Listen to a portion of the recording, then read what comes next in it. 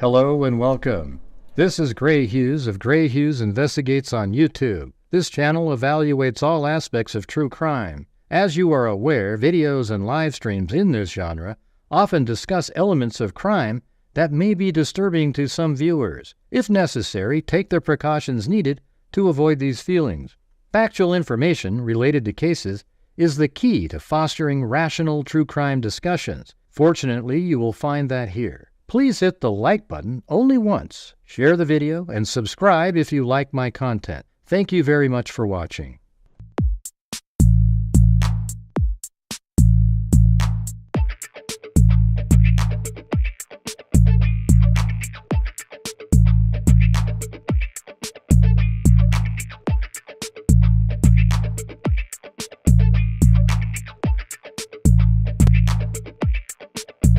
Stupid is being nice. You're an absolute moron.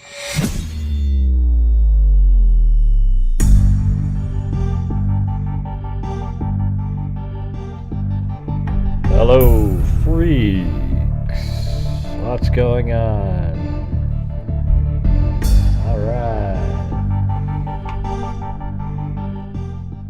Well, I was on CourtTV again tonight for a couple segments. I don't know. I always feel like I just need so much more time to say what I want to say. What do you mean am I on vacation? I'm right here.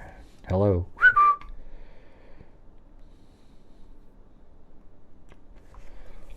Yeah, so they had different segments with different questions, and I thought maybe we could go over the same ones here and see what we come up with. All right.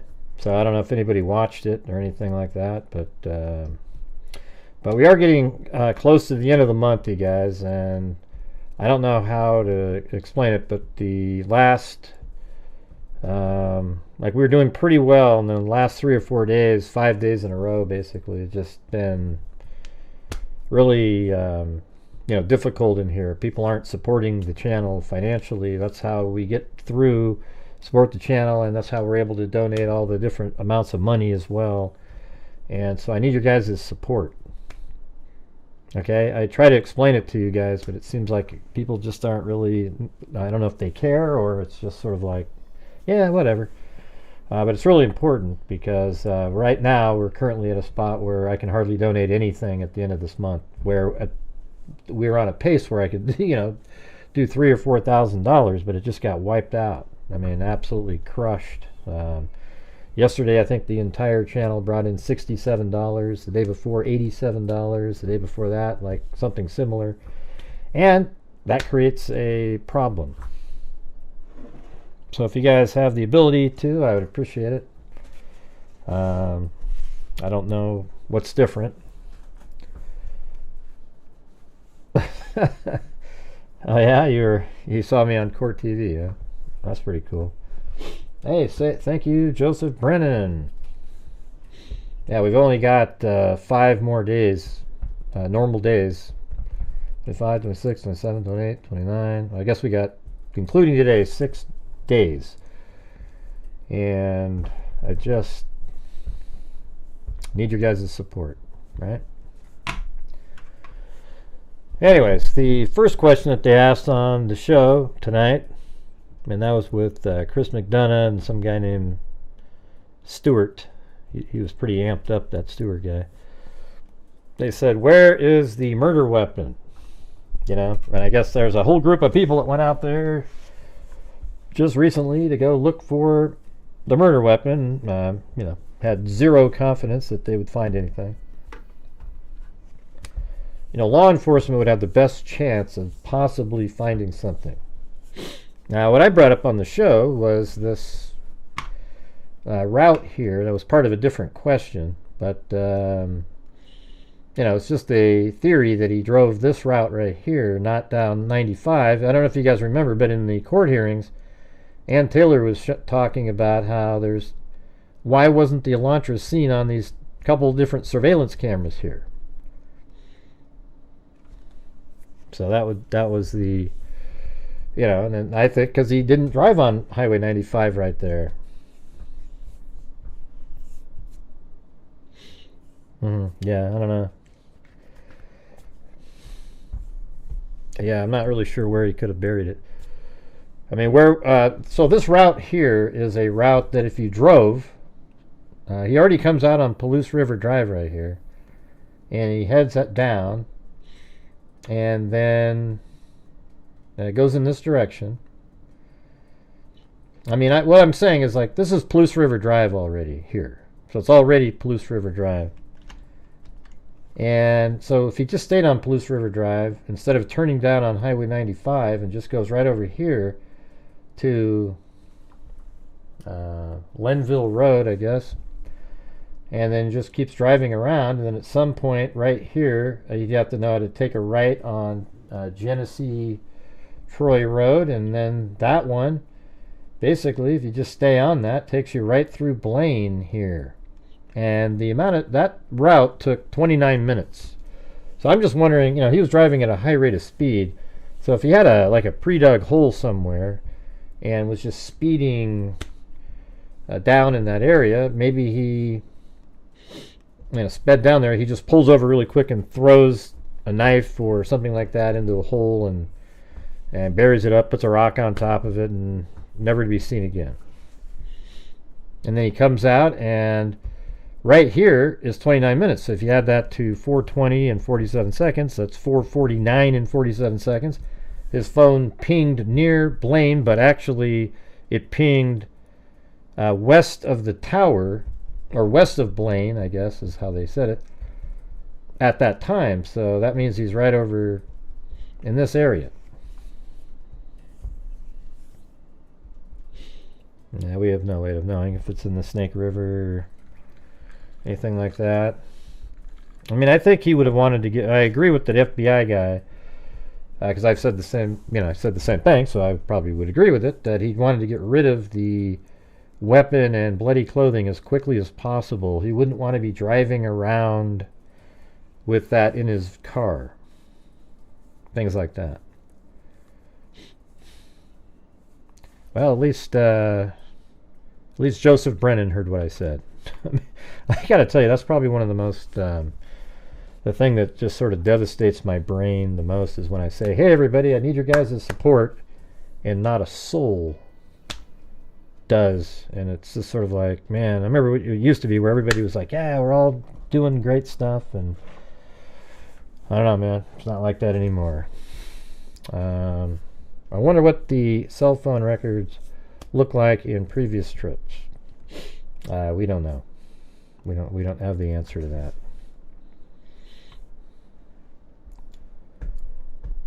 that. Anyways, if you guys want to do super chats for poll questions, that'd be great. You can type in a poll question and I'll put it in there. If you do a super chat, we'll put it in as a poll question. You can even do it on this topic that we're talking about currently. Yeah, I don't know if you would throw it, because that takes away his control, throwing it into somebody's garbage can. But yeah, I mean, he could have done anything. I mean, that's one of those ones where it's just too hard to come up with an answer.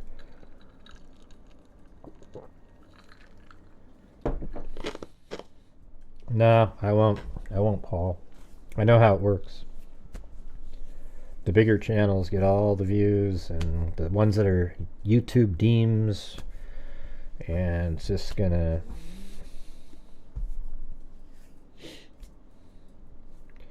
Thanks, Allie Cake. She's trying for a wave. The wave.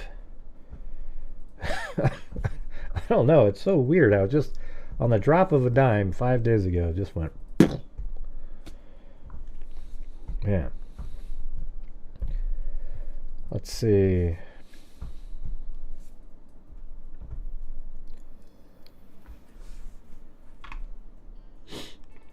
I'll do a poll question.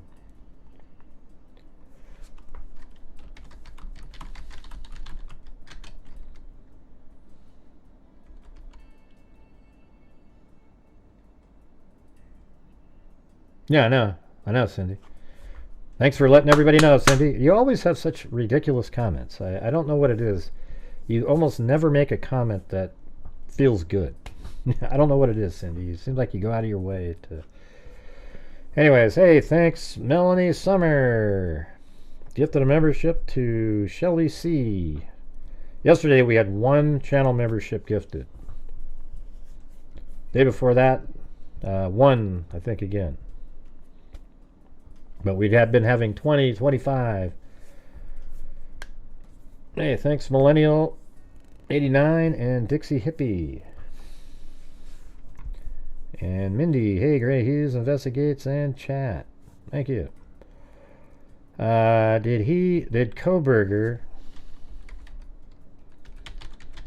ditch the weapon and clothing quickly? I'll just do that one first. I'll just say, how about weapon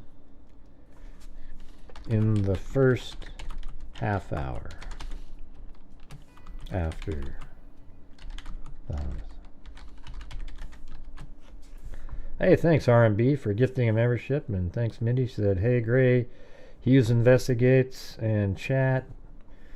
Not sure why that's not. Let me see. Do I have that one turned off? The live chat overlay. Let me get that set up. The screen's gonna turn black for a second.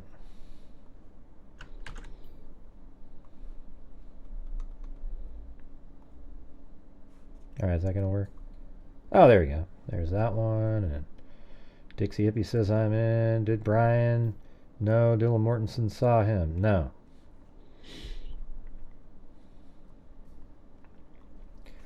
All right, so there's the poll question that I've got currently. You guys can send super chats in and do your own poll question.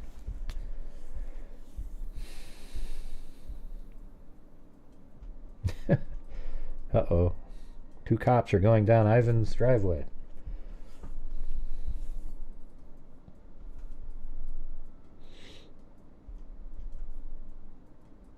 Do you know her? A homicide detective's daughter?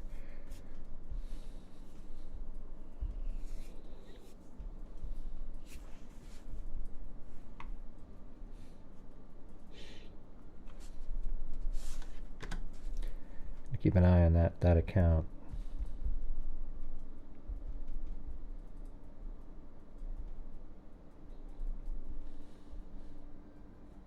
Jeez. I'm gonna time both of you guys out.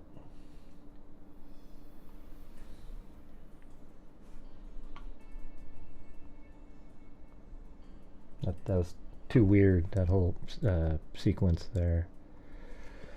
Alright, what do we got here? Yeah, well, you'll have to know her somewhere else. I think he did ditch it that night. Hint, not necessarily that quickly. Well, I'm not giving you a hint, I'm giving you the choice. You know, it could have been later when he's driving up next to Johnson, Washington. Don't really know. Oh, I will now, Daphne. I will now. Yeah. You can join him. Yeah, well, trial's coming up in August.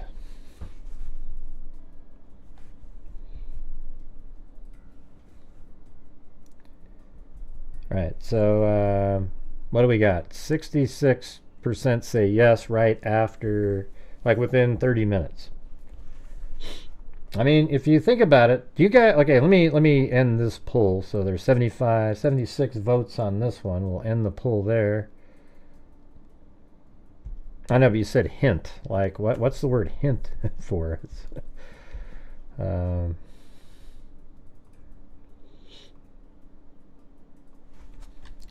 Do you think the knife and weapon, or the knife and bloody or bloody clothing was hidden during the missing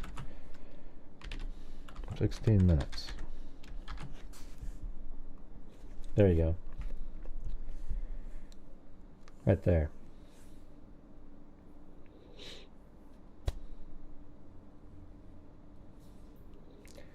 Constant fact-finding and debunking others. I don't know what that means. Anybody here?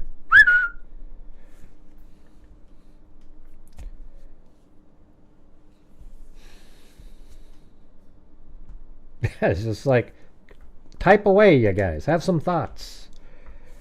You know, it's just like staring at the screen and it's not moving. It's just strange. Alright, so this one is, you got, so the thing is I found, and, you know, I don't even hear anybody else ever talking about it unless they got it from me.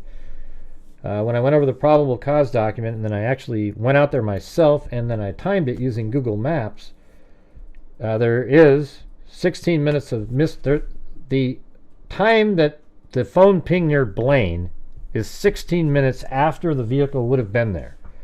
And in 16 minutes, the car could have driven all the way around down here. So that means when it came out in this area, that's when he turned his phone on. When he came into this area here. That's when he turned it on. Yeah, I mean, I've explained where the missing time was. I mean, I don't even know how many times, probably 1,000. And I even did it on the show tonight. But when the vehicle leaves the house right here at 4:20 and 47 seconds, the amount of time it takes to drive by Blaine, that's Blaine, is right here. The cell tower, well, let me use my map. Well, that one doesn't show the route that I have on it. So we'll go back to that. All right, there's a poll question. Joseph Brennan typed in. We'll put that in there next. That last one just ended. Looked like most people said yeah.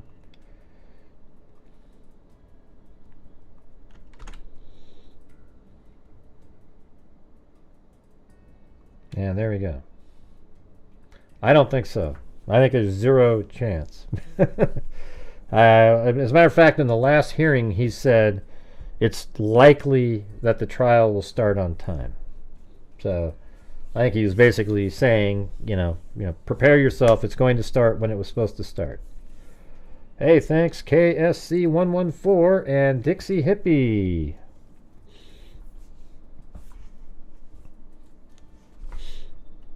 Let's see. So the answer, most people are saying no. I don't know. I think the people who say yes are people who didn't hear that last hearing. Okay? Because the last hearing, he basically said that the trial will start on time. Okay? So I'm going to end that poll. But it was 81 no and 20% yes.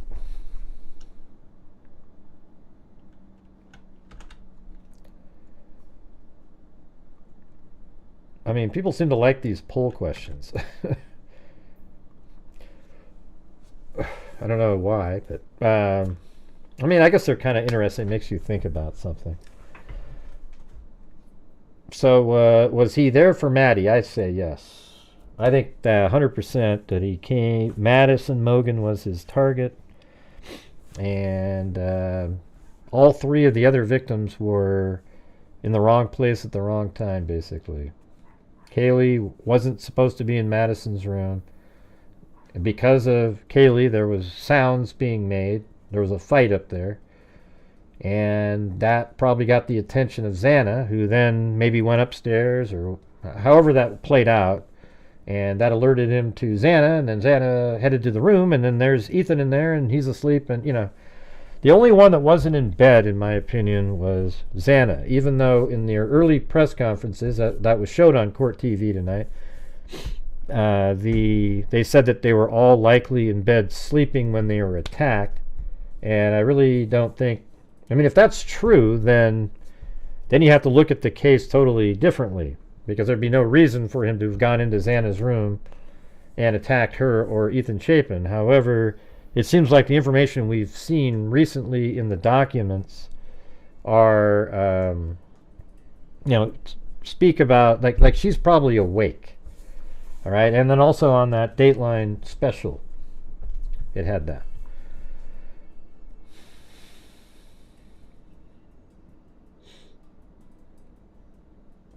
All right, so that's 78% said yes. I guess we could do a poll. How about I'll do a poll, another one. Let me see how I can do this.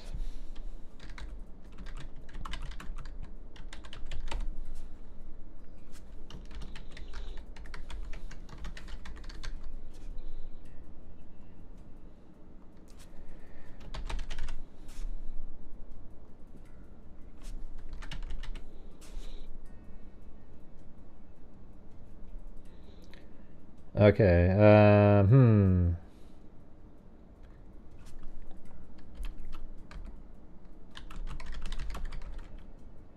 Yeah, so I guess what I'm not even gonna. We all know Ethan wasn't an intended target, right?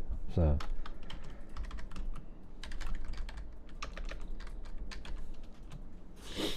All right, so I'll do this one. I'm gonna remove Ethan's name, and now it's out of order. I would have put that at the end, but just look at it like that, and maybe decide on that one.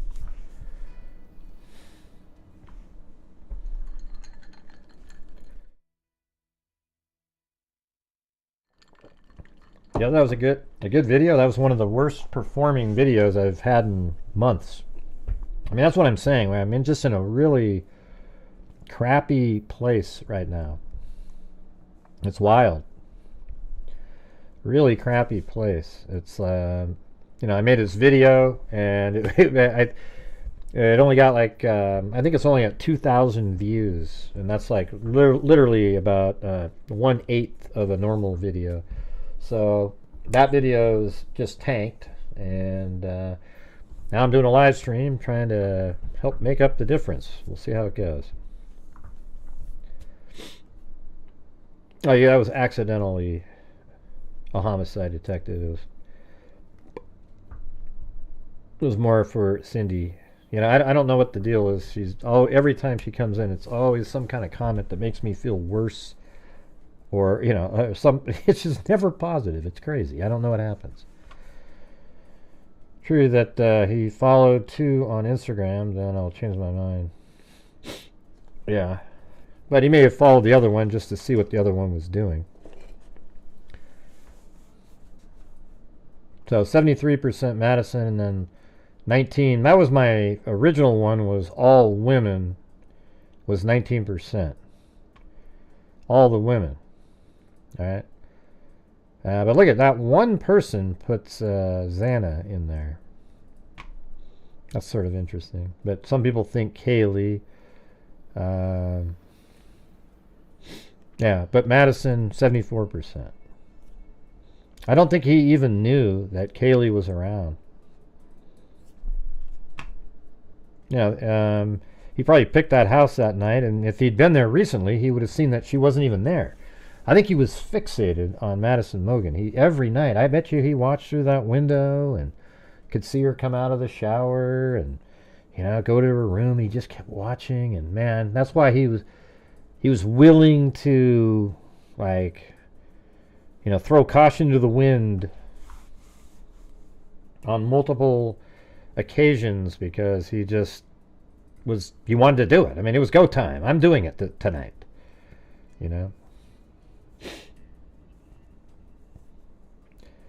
But yeah, you guys, if you want to put a super chat into a poll question, we'll do it. I got to do this one over here that said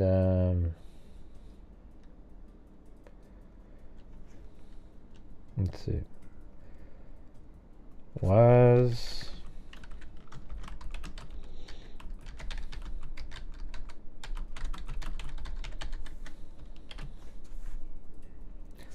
all right, there you go.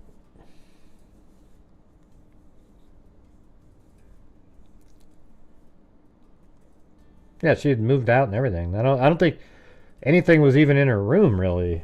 I mean, it was sort of interesting that all 4 of them met into the room to discuss going to back over to the grub truck. I mean, I think it was just Dylan and Bethany who were going to go to the grub truck, because Madison and Kaylee just got back with their food. But I mean, if there's nothing in that room, what do you do? I mean, but here's the thing is, you know, you got the deck there. You can look out over whatever.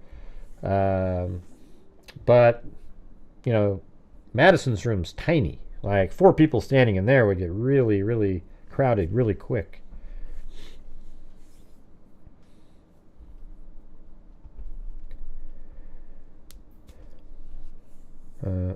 Let's see. I think you watched many times. I don't think you would have ever had to go to the house.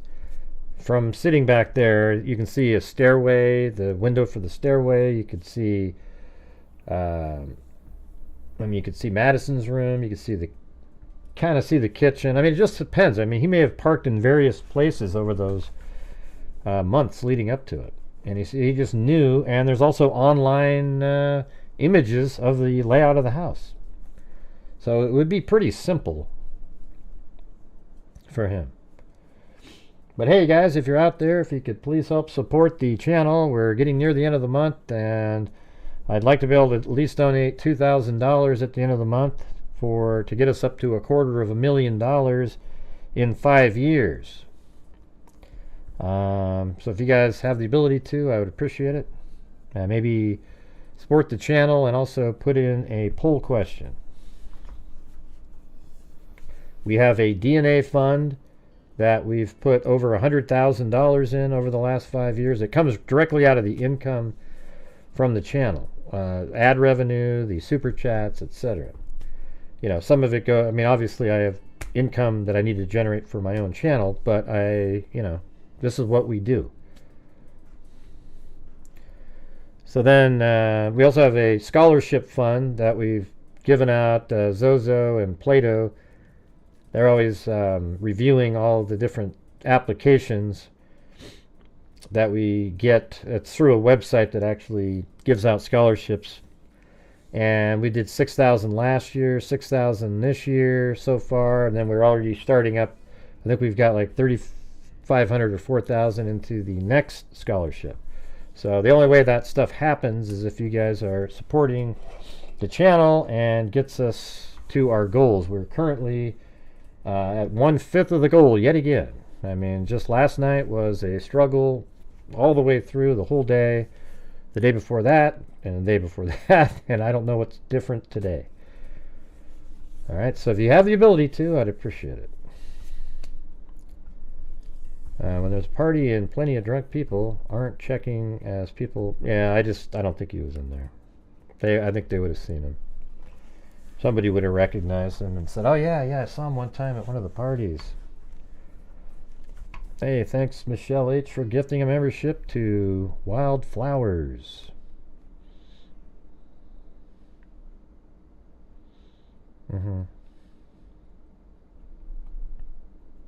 And by the way, who are you? The daughter? What homicide detective? Is it somebody we've heard of?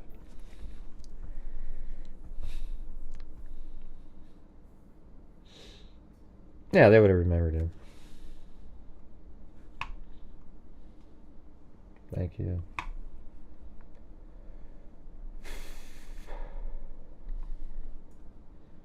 So this was in 54% said no. On the was Brian Koberger in the house prior.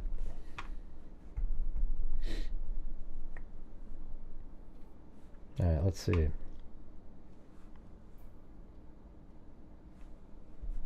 So where do you guys think? Maybe what? Jesus, man, I can't. This is what I'm talking about.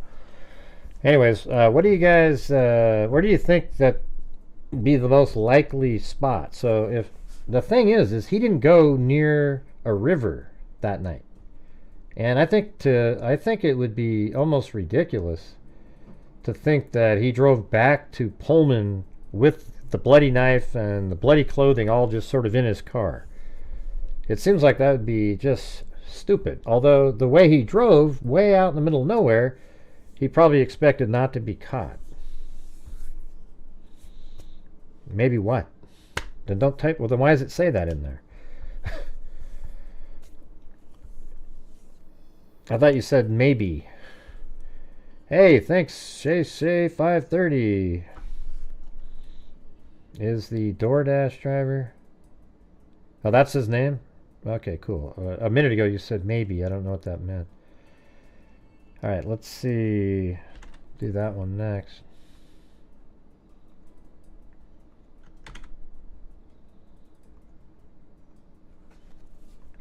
Is the DoorDash driver completely telling the truth? I think so. Yeah, she's just saying, I mean, there's nothing to lie about. I mean, nothing in there sounds like a lie, does it? It just sounds like somebody saying stuff like,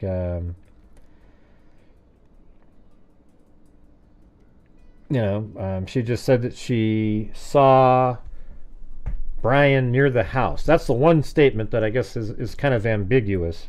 To me, it just means that she saw the car and he was in it near the house. Can she identify him as being in the vehicle? I don't know. Wonder if the car's computer could tell. Yeah, I mean, there's always stuff like that. His car's a 2015, though. I don't know if it had all that in there, but it might. I don't really call it a kit, That term gets really old. It's like a murder kit. His well-known homicide? What do you mean? He killed somebody? You said his well-known homicide. Let's see. Yes, infotainment. Mm-hmm.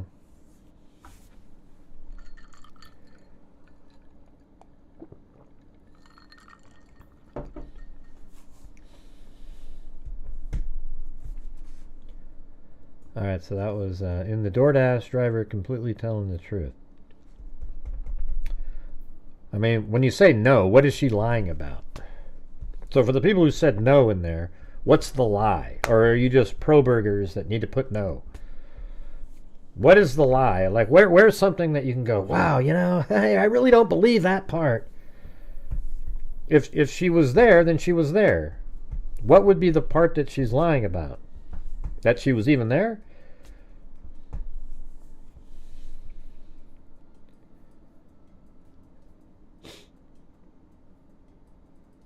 Okay, I don't know. Above that, you typed in Dominique something or other. Dominique Dunn. And then you said his well-known homicide. I just don't know what you're saying, man. Can you just type in a full paragraph of what you're trying to say and we can try to decipher it? Yeah, we got to do super chats for the poll questions.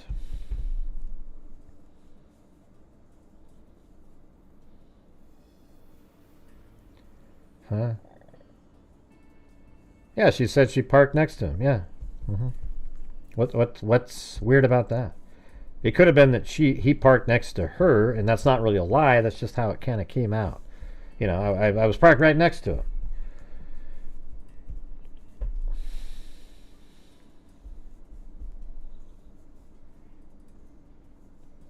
Well, the thing is, we're all listening to her on one of her worst days. Oh, geez, Cindy. Oh, God. It's one of the that's one of the worst days right there. And so, we're all going to sit there and tell her, like, oh, that's how she is. She might be totally normal on other days. I mean, I don't, who knows if she is or not, but you don't know if she's like that. Yeah, I mean, she might not be like that whatsoever. It could just be that there was some crazy drug interaction. Although, her behavior sort of seemed like maybe that was something ongoing. I don't know.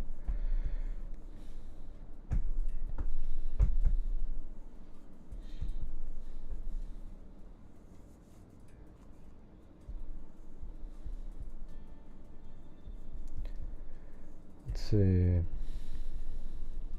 Yeah, I don't understand the full. It's just sort of these little piecemeal comments that don't really make sense. Okay, his name is Harold. I'm confused. See, that's what I'm saying. Why are you guys talking about this Dominique Dunn person right now?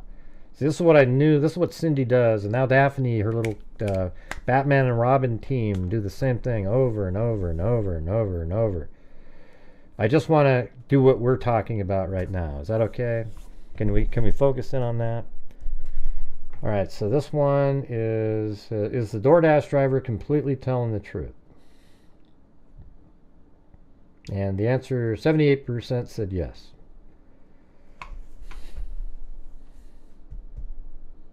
Ah, Jesus.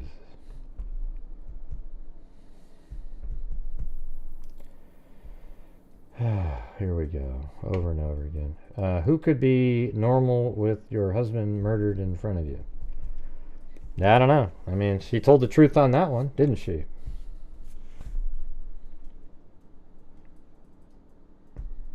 Oh, God. Oh, Jesus.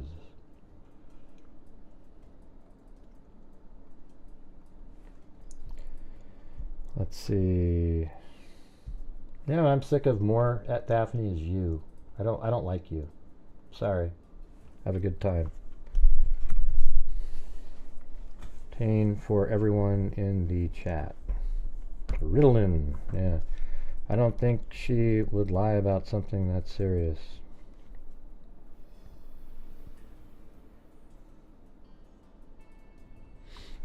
Good. See you later, Daphne. Just been an absolute just wow. Let's see. I don't think she would lie about something that serious. Gray, I just emailed you a case from when I was a kid in Oklahoma City. Okay. What do you want me to do? Do you want me to pull it up right now, or?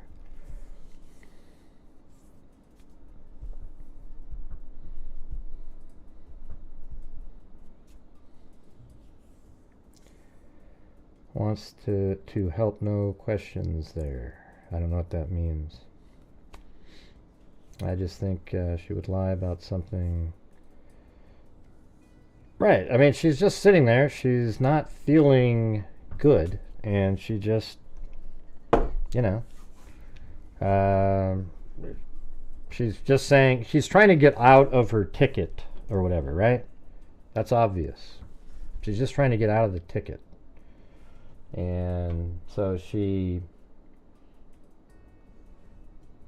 just saying, oh yeah, well, I've got to testify in that Koberger case. I parked next to him, you know, and I think all that's just real, don't you think? What do you mean you don't get my question? I don't understand. I don't have a question.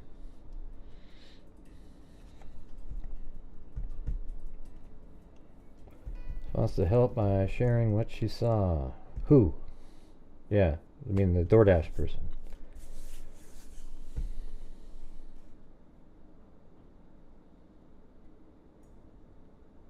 Okay, well, why are we talking about that, Bubble Yum? I'm just curious. We're talking about something totally different at this point.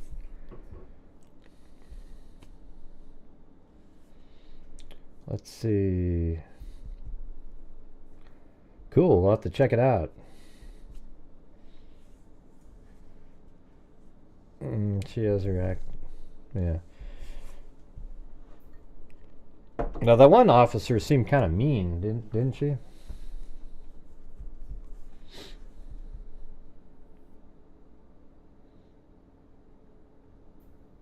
Hey, thanks, Carrie Sue. Yeah, well, I actually know what I'm talking about. I've been covering this case since, like, I don't know, 2 days after the homicides, and I've, you know, gone over the probable cause 50 times, and we've gone through all the documents that have been put out there, and there you go. So it's been great. Yeah, I mean, I use logic and common sense when I go through this information. And I think after you do that and you look at the case, it just seems like it's really clear that Koberger's the killer. I mean, there's no doubt about it.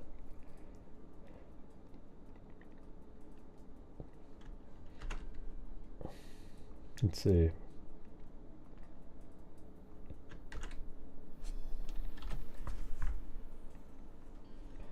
There we go. There's Dixie Hippie's question.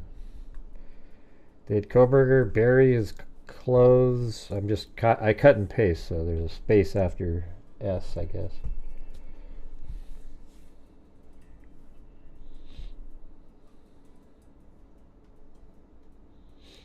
But hey guys, how do we help get the support going tonight? We are back to struggling again. We're still only at a quarter of the goal, so no one more. Yes, he buried them. No, not more than one place. Well, then you would say no to the question, right?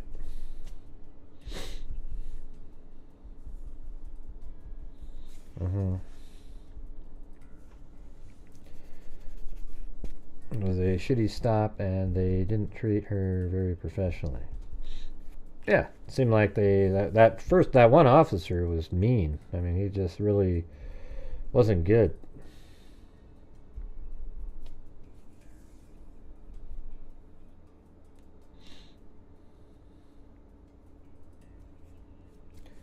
Let's see. Probably in plastic baggies. I think he kept the knife. Brian Kober almost reminds me of an Israel Kiyo. I don't know. Yeah, I don't think he had kill kits buried all over the place. And to me, he's more like, I think he studied serial killers. He, was so proud of knowing all these different things about serial killers, and he wanted to impress everybody and do all the cool things, and that he thought was cool for these killers. And that's why I think he left the knife sheath as a calling card, because he was just, he wanted to do all the cool things that the killers do, and he wanted to have a name out there, the K-Bar Killer. He just didn't clean that knife sheath good enough. He missed that spot. I don't know. I don't think of that shower picture as a trophy. I think it's just like him encouraging himself, saying, "Yeah." Well, you don't have to think he didn't leave it or not. I don't really give a damn what so there's no right or wrong, and police won't be able to prove if he left it there as a calling card. I'm just using, like, okay, here's this knife sheath, and it was kind of underneath a blanket or something, right? Well, how did it get underneath the blanket if there was a fight? Whose ID did he have? I think the IDs that he has are two girls that he broke into apartments of in the past as sort of practice to see if he has the ability to sneak into apartments in the middle of the night, but they just weren't his target. And he kept those ones as souvenirs for those, his dry runs, as it were, back in the day, whenever those were. I mean, how else do you get to have IDs from somebody? I mean, I guess he could have just stolen them when people are swimming, and I don't know, but people would just see that. I don't know. I think maybe he went into some other people's apartments. I wonder if those will be witnesses that'll say, "Yeah, man, our sliding glass door was broken into, and then I couldn't find my ID." Something like that. I don't think he killed before. That's my opinion. I don't think so.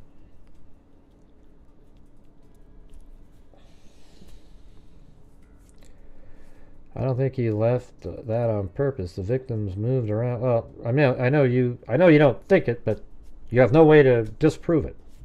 And it got tossed into the sheets. Oh my God. Oh wow. Okay. Let's see. You have to fly. Here's what I think. I think Koberger wanted to be a serial killer. He was just going to be this perfect serial killer. And he wanted to leave a calling card too. He wanted to do all the cool things. So then he's in the room, and things went a little awry, but he still left the knife sheath at the first spot. He's probably placing it there. and he cleaned it. That's why there was only one source of single source of DNA on the button snap underneath, not anywhere else on that entire sheath. Right? That means he was wearing gloves, etc. But he was careful about cleaning the knife sheath so well that there was only one single source of DNA on the underneath of the snap. Right? Why wasn't there single source of DNA anywhere else on that knife sheath? Can you answer that one? And the answer is you can't. And the reason is because it doesn't make sense. Why would you clean a knife sheath that well if you were intending to take it with you? Well, just in case he left it on accident. Oh God, give me a break, man. That's where you're trying to make something work. All right, I think it is just as likely that he left it there intentionally.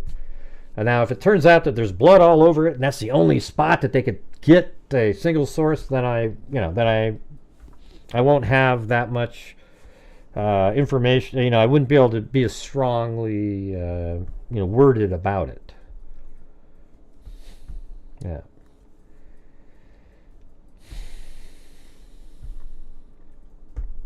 I think the DNA left on the sheath is what I bet it keeps him up at night. I bet he's always sitting around. By the way, if you didn't watch the video that I made earlier today, can you guys go watch it later? I mean, it just got crushed right out of the gate.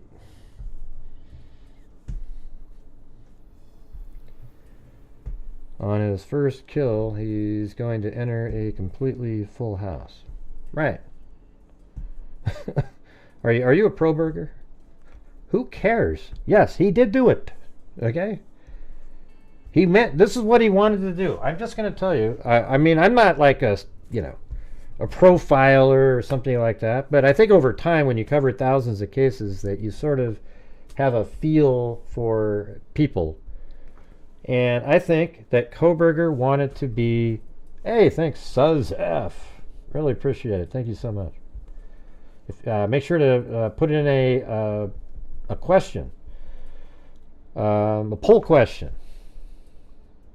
Did Koberger bury his clothes and wonder? Yes. I guess. Okay. So 52 said yes, he buried his clothes.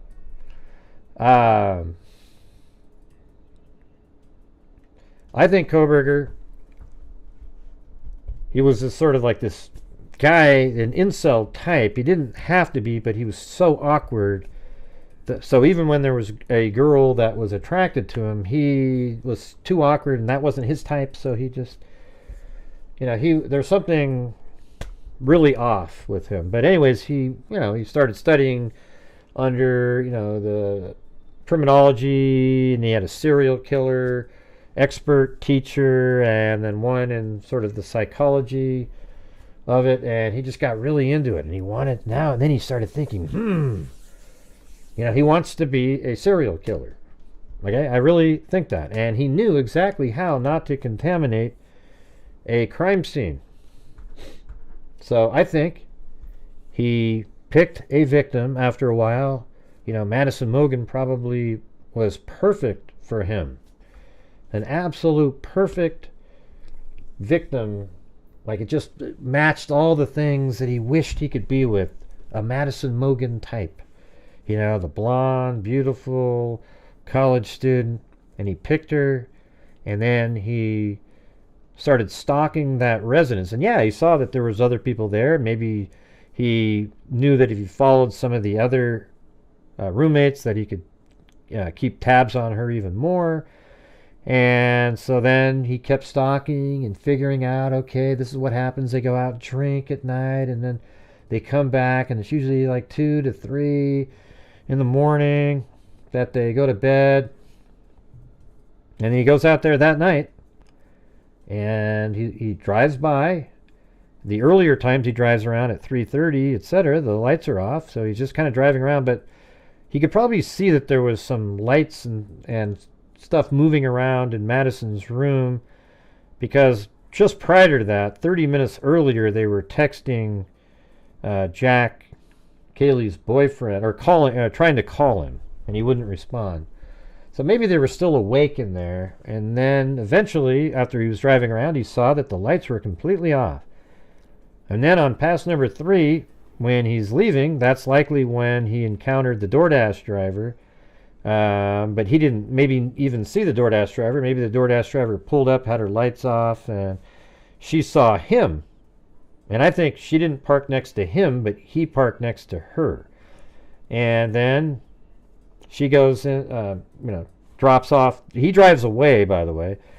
And then she goes and drops off the DoorDash. And then he comes back. He actually, when he drives back, he goes on Willanta Drive and then does a U-turn up on Willanta Drive and comes back a minute 10 later, which is nothing like any of his other times, because he saw that, maybe he did see the vehicle. That's the thing. It's hard to know because we don't have it.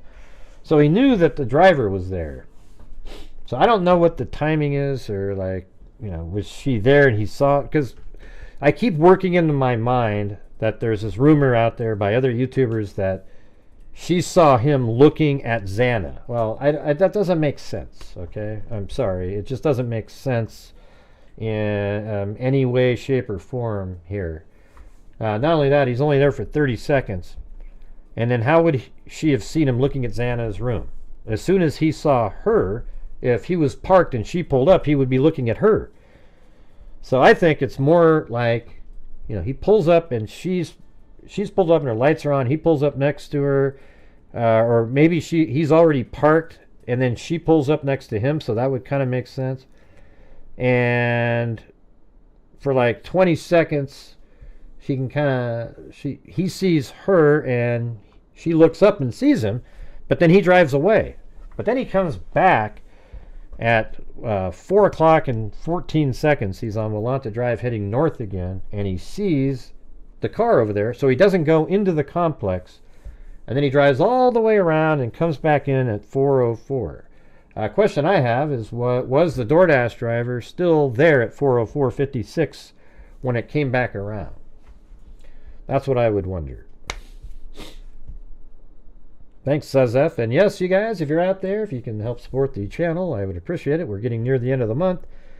And, yeah, that's about it. And, at the end of the month, we do a lot of great things. Last month, my channel gave out $5,000 to various true crime-related charities, our DNA fund, and our scholarship fund. Does the chat hear Murphy barking in Gray's last videos? So you don't. That's what you're really saying. I'll play it again. I got it right here. I mean, maybe if I boost it up more, you can hear it. What was Zozo's? She had a question up there. Could his dad be charged with aiding and abetting if he had an inkling he was a killer? I don't think so.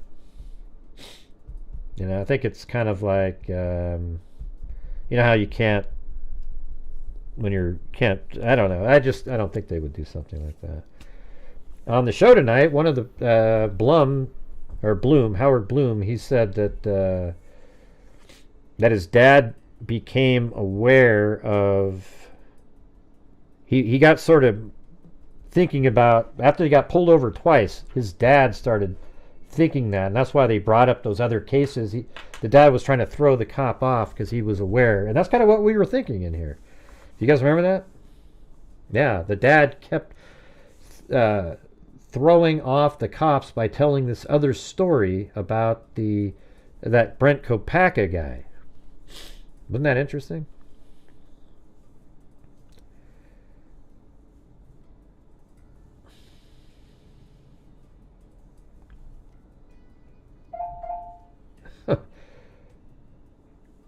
Wow, that's crazy, Ivan. Jesus. It's wild. So I didn't realize that it was, so somebody pushed your wife and that's what caused the loss of the child? That's almost the exact scenario that I always bring up. Sorry to hear that. Jeez. Let me do this one right here. Oh, wait, okay, I got some, so Tamran, thank you. Tamran's Oops.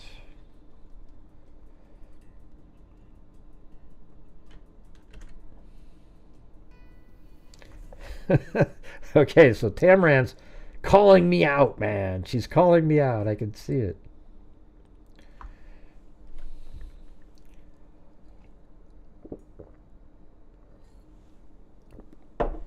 That's almost the exact scenario that I have in those arguments I always make. Yeah, I think the dad knew for sure, yeah.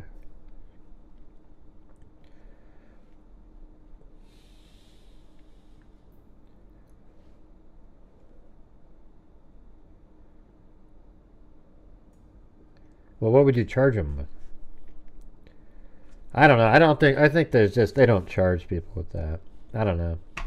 Some parents just don't have the ability to. Would they charge him in Australia for that? So that's so weird, Ivan. That's exactly that scenario that I was talking about, like a mugging, but in this case it's not a mugging. Does the chat hear Murphy barking? So 43 say no. Yeah, let's go. We got to go find it now again.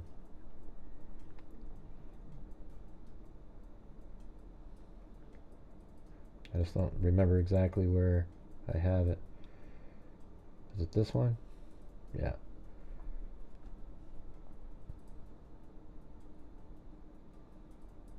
So put your headphones on, you guys.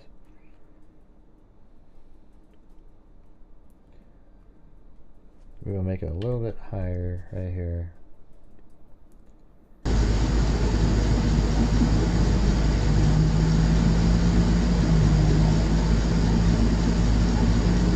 See, right there. Can you hear that? Right there? Listen.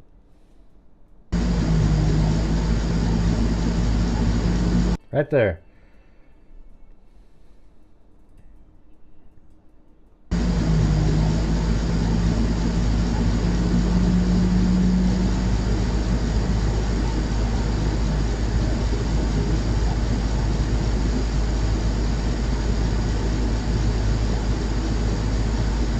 Yeah, anyways, I hear like a bark in there.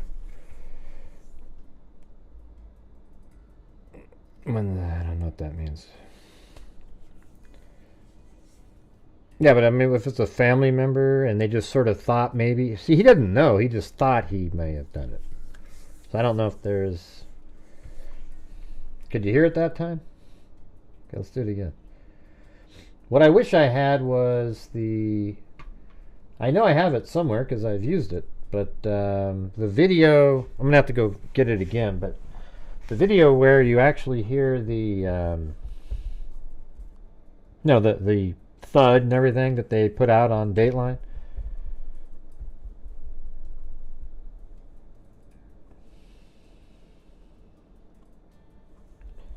Yeah, so yeah, I mean, I want to know the exact time where you hear in that video the barking sound. And if anybody has a clip that shows the timeline, don't send me the clips that you find out there. If you can send me a clip that actually has the time code, everybody seems to leave it out. That'd be cool. Yeah, I mean, my thing is I don't know 100%, but the house is over there, and the dog apparently is barking outside, so you should be able to hear it.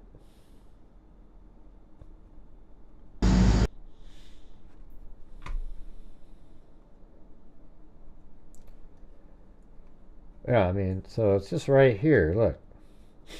This is where the house is, or was, and the camera's just right there, right?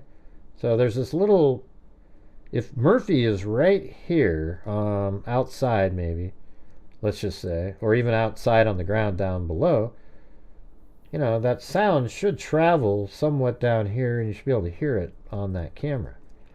Shouldn't be too difficult. Right, but it would be cool to have the exact time that we hear the bark. And then we can listen to the exact time on this and see if there's something in the background that makes sense. Thanks, Shamo. Okay, so I did the does... Okay, so we got 59 said yes.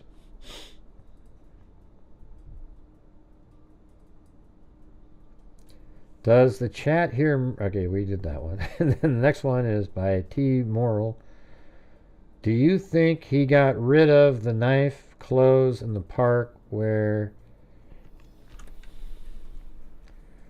where he was gay? Oh, that's something I wanted to bring up on the show, but I couldn't do it.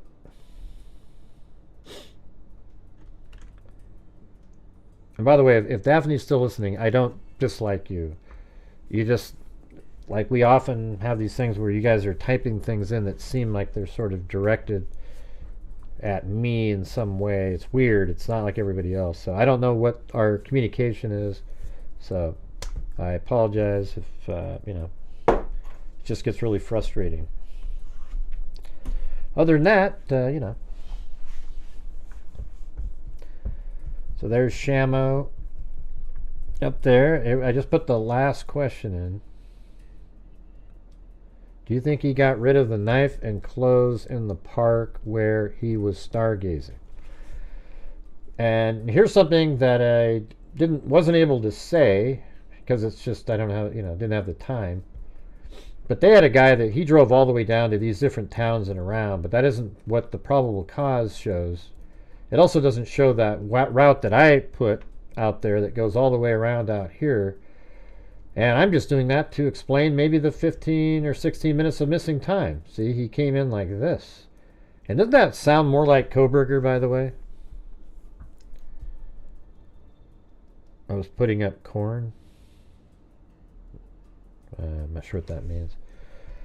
Anyways, doesn't it sound more like Koberger, the way he drives around, that he wouldn't drive straight down the highway here, then turn his phone on, because he probably thinks that there are cameras on that route. So wouldn't it be more likely that he would drive all the way around? I mean, you can see it right here, this little route like this. And then down and around and then right through there. And guess what? He comes out right here 29 minutes later from leaving the house. And you know what time that is? That would put him there at 4:49. And remember, his phone pinged near Blaine at 4:48. I think that's interesting. What about you? And then he comes out here, and then he turns his phone on, and he knows that they won't be able to determine how he got there, so he just turns it on, and now he needs it on because he needs to figure out how to get across. And what they have on in their document is he drove like this all the way down and then came out over here like that. And it's the craziest, most rural drive. I made a video on that.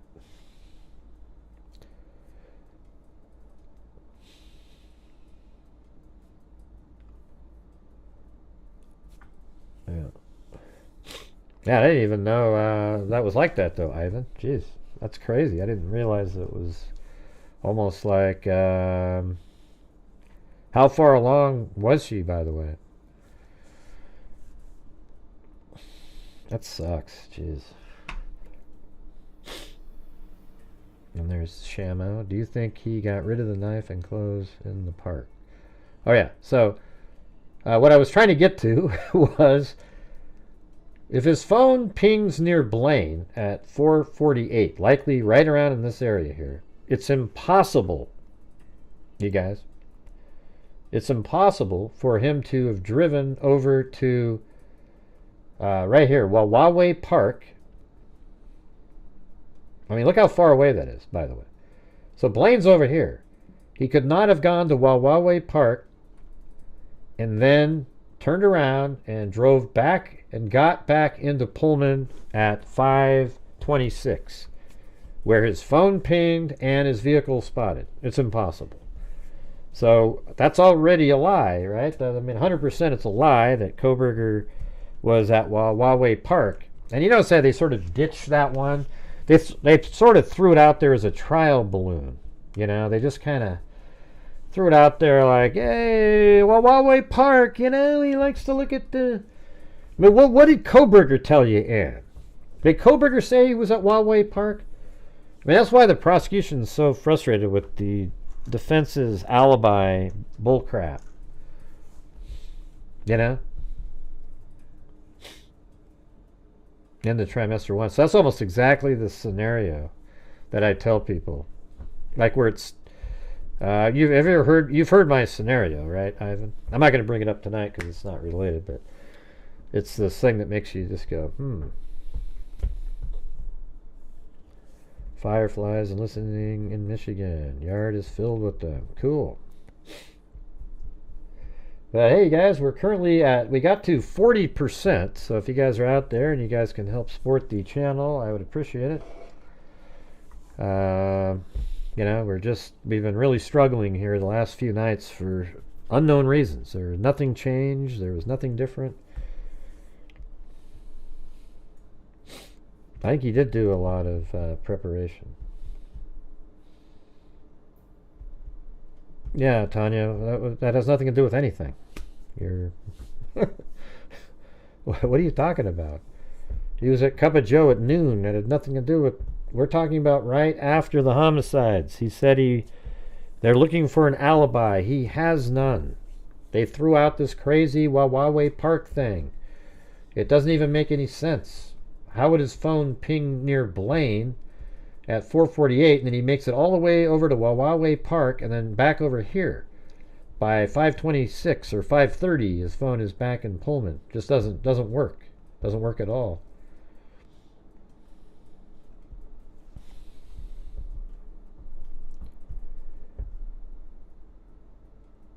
I never knew he was. No, he wasn't at a park. That he claimed he was at a park. But if you knew about stargazing, you must have known that about the park, because that was part of the same thing. I don't know. That's too cliche, throwing it into a river, in my opinion. So if anybody believes he threw it in the river, that would be at noon. So he kept it all that time, and then he drove down to Clarkston and Lewiston, and then Clarkston. I don't know. I don't agree with you, a homicide detective. I don't agree with it. Let's see. Selling a few Bitcoin options. Oh yeah. All right. Yeah. Well, thanks. Hey, thanks, Ivan. Yeah, it's just been so crazy lately. I don't know what the deal is. Makes me nervous about the long term. Why was he at? What was his excuse? Why was he doesn't have one? There isn't an excuse. He went there. Here, I'll show you. I mean, I did a whole video on that. You know, I think a lot of people, they just watch the clown and the UK guy, so they never really see, somebody that actually knows what they're talking about. They just keep watching the same people. Let's see. If I turn all this on, I mean, I have so much crap. Look at this. I have to turn that off. Look at all this stuff. That's wild. Yeah, so he comes down to he makes it first into Lewiston, Idaho over here. Then he crosses over, and then he comes into this I think the first place he went was this Costco here.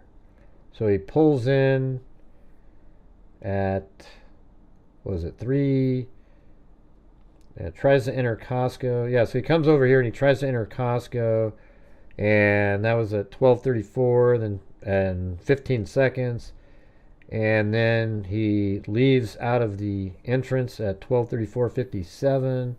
He wasn't able to get in, and then he starts heading this direction, and then at 12:38:12 he merges onto 5th Street, and then it shouldn't take 4 minutes to drive to there, so there's missing time again. Like, did he pull into this parking area? I don't know.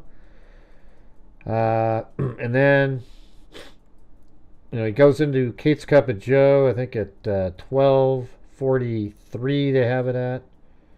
It might be, I think he's right here at 12:42:35. And he's at Kate's Cup of Joe, and what's interesting about that is, well, this is an old image here. Hold on. Yeah, there you go. That's what it looks like. And so when he's right here, he was utilizing the same resources that Kate's Cup of Joe uses, Kohberger's phone was using. And then, thanks, Florence White. Appreciate it.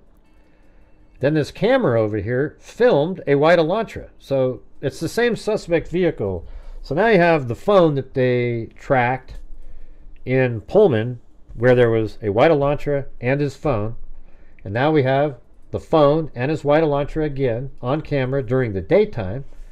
Then he heads out of there at 12:41. He does like a U-turn up here, comes out, and at 12:43:41. So he's not in that parking lot very long at all. He's in there for a minute. Then he comes down this direction, and this is Albertsons here. So he drives into the Albertsons parking lot, and I think he parked right over in this area at 12:48:55. Then he goes into the building at 12:49:30, and he's in there and he buys some stuff, and then he comes out at 12:58, and then let's see, 12:58:01, and he makes it back to his car at about 12:58:37. And then he sits in his car for 5 or 6 minutes. Then he takes off, and then we don't know anything about where he went after that. Nobody has any idea. All right. He actually he made it to near Johnson, Washington, right around in this area. There's a cell tower on Bald Butte there, and a cell tower right here near Johnson. And his phone pinged twice at, I think it was 5:32 and 5:36. Isn't that crazy? All right, guys, let's get some more super chats and the poll questions in the super chats, you guys. It's about the only way to keep this channel going. I don't know what's happening. It's just weird. Yeah,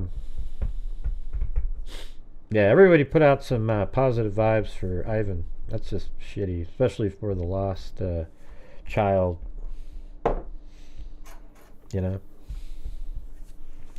Thank you, Ashley Egger. Wish I had more to give, Gray. You've been able to confirm the front door open. 911 call from early in the morning. I don't know. I mean, the front door in the house. I mean, there's people who say that, but I mean, come on. I mean, there was friends that came over, right? They came over and opened the door. So I mean, I don't know when people are referring. I don't think the front door was open. I can't confirm anything, but Kohberger didn't leave out the front door, nor did he enter the house through the front door. At least, that's not what we've heard law enforcement believes. Wouldn't that be? It would be crazy if he entered the front door and the DoorDash driver is sitting there still at 4:08. But I don't think so. Thanks, PJ. I wonder if there will be any footage of him at the shopping centers shown at trial. What if there'll be any footage of him? Oh yeah, they're going to show that for sure. They're going to show the whole thing.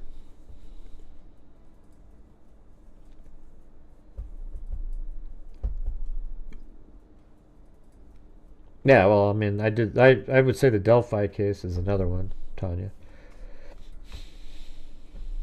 Are there lights or movements of the DoorDash driver around the house? Yes. We haven't seen them. And interestingly, none of the documents have mentioned that either.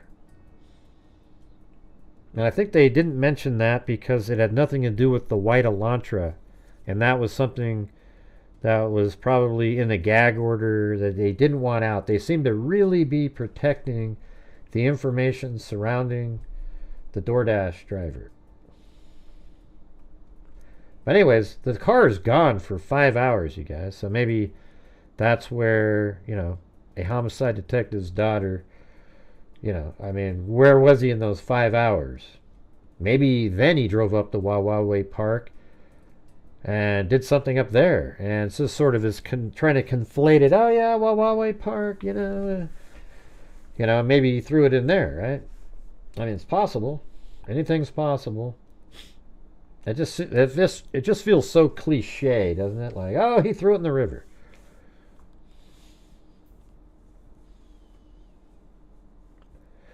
I don't know. Yeah, I don't know if I'll be shocked because I fully expect there to be a ton of information. It's going to be really interesting. You're willing to listen about what? I don't know what that means. I have a feeling we will be shocked. And the other one, thanks so much, PJ.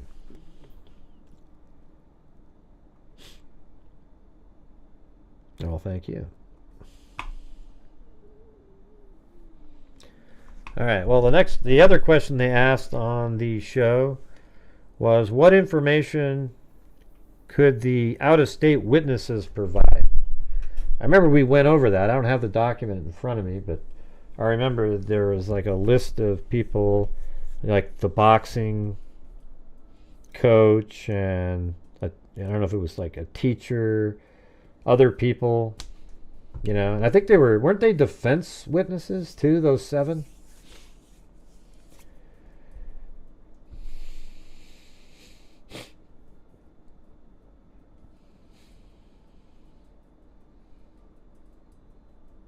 Ah, crazy, Ivan. Thank you, Deidre, Gambrel, and Shamo. Hey, you guys should put some poll questions in there.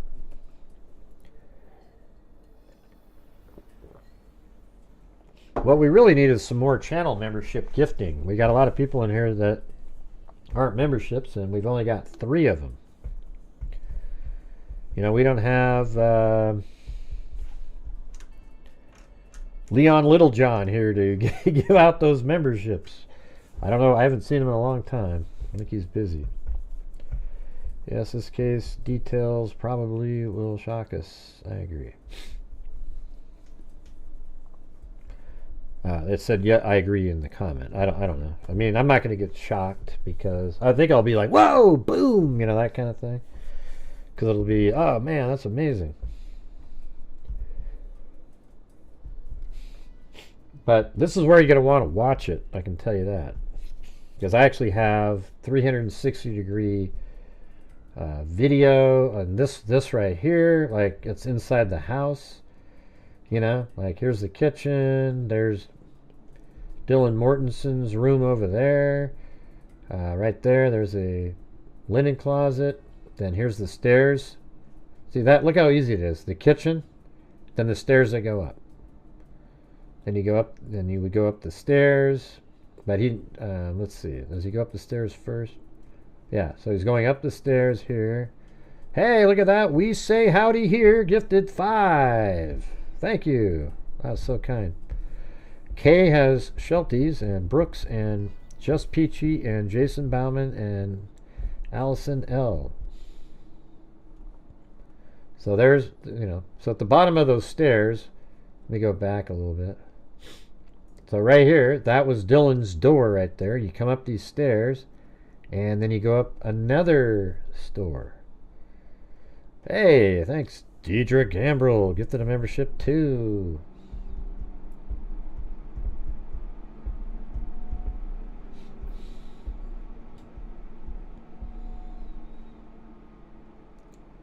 And then at the top of the stairs, see, those are the stairs that go down. That window right there, let me show you. Watch this. Well, let's see. We're at 2 minutes and 17 seconds in here. Actually, go back. 2 minutes and 12 seconds. And then in this video, here, watch this. This is my 360-degree video that I have. That's that window right there. See that window? That's that window. So he could see when there was a window there that people were coming up the stairs. They're back to him. and then making it up to a landing. So it'd be really easy to figure out how to navigate to Madison Mogen's bedroom. You go to the top of the stairs and turn to the right. And there's only a bathroom and her bedroom.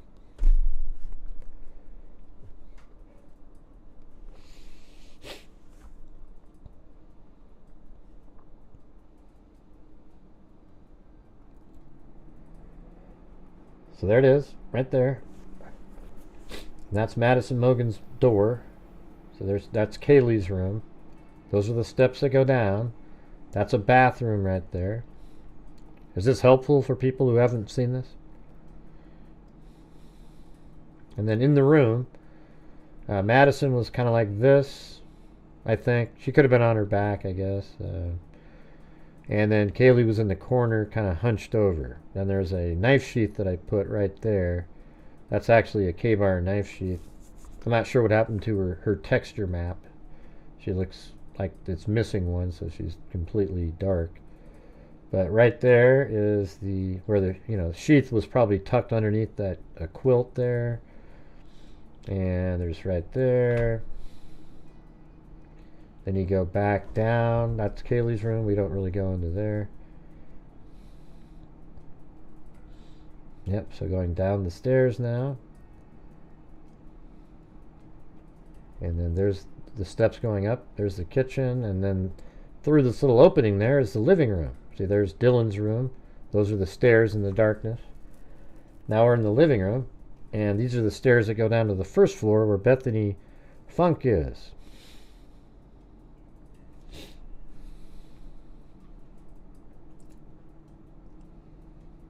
I think we need about, if we can get 15 more channel memberships, then I'll donate 5 myself. Is it 15? Yeah, something like that.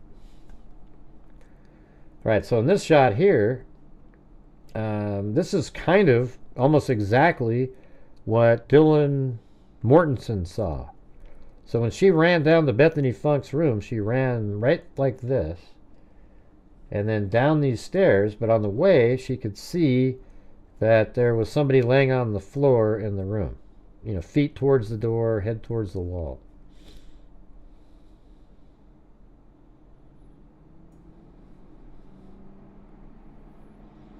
And now we're going down the hallway towards the room.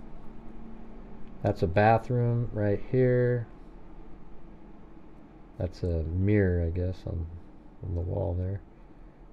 That looks kind of weird. And then now I'm in the room, and I think Ethan was on the bed like that, and Xana was just on the ground, something like that.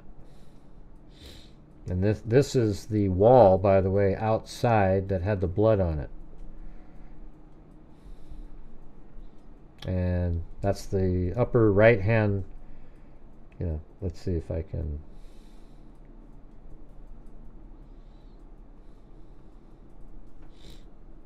Go down to here. Not there, that's too far. Yeah, so that window we were just looking at is this one right there. That's Xana Kernodle's room. Right there. And then see how there's this space? See that right there? There's a wall on the back side, and the third floor is not part of it. So that's why there's that basically the whole wall, the back wall in Xana's room is actually a wall outside with nothing above it.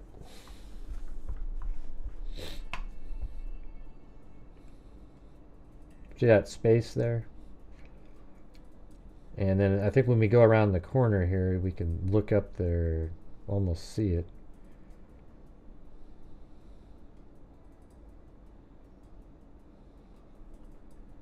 Yeah, it's hard to make out, but see how that sticks out there? That's just by itself, its own wall, and that's the wall that had the blood on the outside. Yeah, I think he could be. Was Brian Koberger Papa Roger? You want me to do the poll question? Yeah.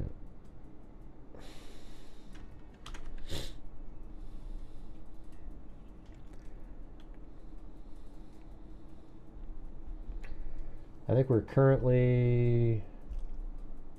still like almost like $100 short of our normal goal, if you can believe it. I mean, it's just, that's how slow it's been. Let's see.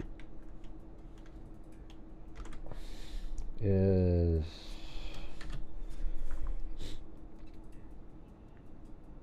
we go. There's a poll question.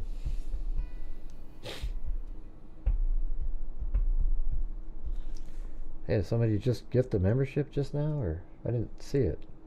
Weird. One just popped up in there.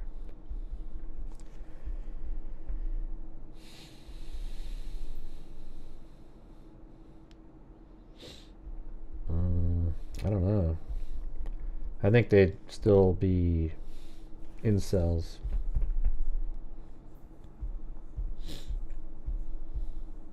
Papa Rogers is an account that was on Facebook and was, you know, always answering questions and seemed to ask questions in a way that made people suspicious. And he said certain things like, I mean, one of the big ones was he said, oh, they must have found the sheath before anybody knew that there was a knife sheath found. But for me, it just seemed like that one is something that anybody could have deduced from the fact that law enforcement was looking for a K-bar knife. And then why would they be looking for a K-bar knife? I mean, you can't tell that a K-bar knife caused a wound in somebody. You might think it was some larger type of knife, but you wouldn't be able to say the brand name K-bar. So he said, well, they must have found the sheath, which is actually pretty good deduction. However, the account apparently like kind of, you know, quit communicating after that. But hey guys, if you're out there, if you can, if you want to help get some channel memberships or support the channel, that'd be great. The end of the month is coming right up here, and I'd like to at least be able to give away $2,000. We're at a really bad place right now, though. No, you didn't.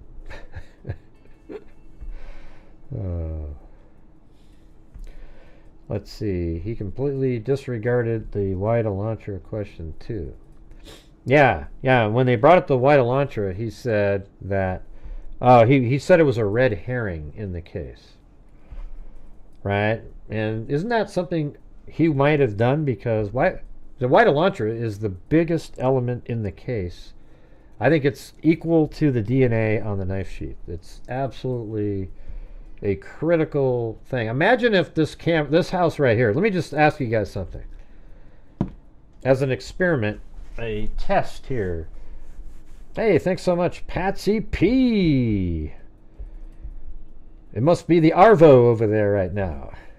Yeah, boom, I'm learning that Australian lingo day by day. Yeah, that's what I'm saying. He said it. He said the Papa Rogers account said the white Elantra was a red herring, probably trying to throw people off of it. I mean, but that would be pretty egotistical to think that, you know, his little group of people, if they didn't know about the, you know, didn't look into the white Elantra because of his word, that somehow they wouldn't find out that he was driving one. But let me ask you this as a question. What if 1112 King Road, the house we're looking at right here, did not have that security camera on there? Wow. They would have the 1330 Linda Lane camera, but that one, you know what vehicle it is because of this camera. That one, you barely see it. You see it pulling. The one time it does the 3-point turn, you can tell. But imagine that, man. This camera picks up like 50 different motions. I mean, I even have it on here. Look how wild this looks. When we zoom in, I put every... I mean, look at this. See these right here? I mean, it looks almost ludicrous. All of those and all of these. Every one of these and every one of these is off of that camera. That's nuts.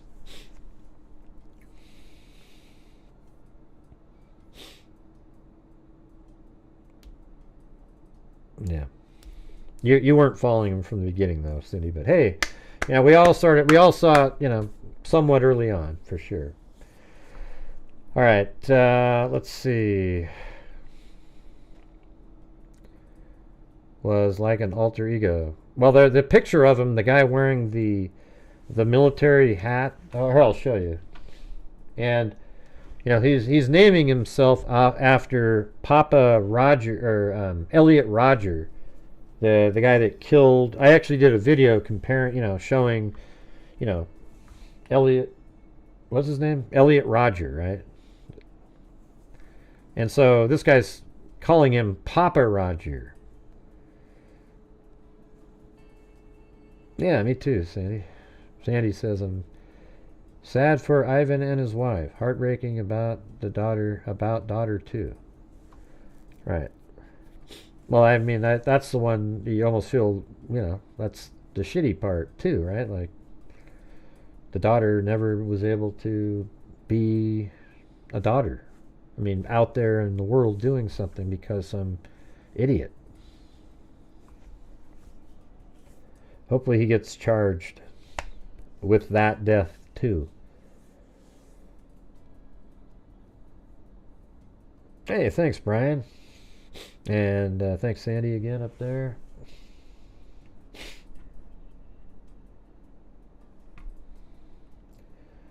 All right, we need about 13 channel memberships, and then I'll donate 5 myself.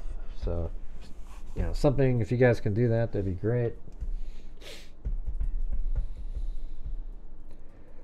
Yeah, so let me look up a picture really quick. I mean, it kind of looks like Coburger, by the way.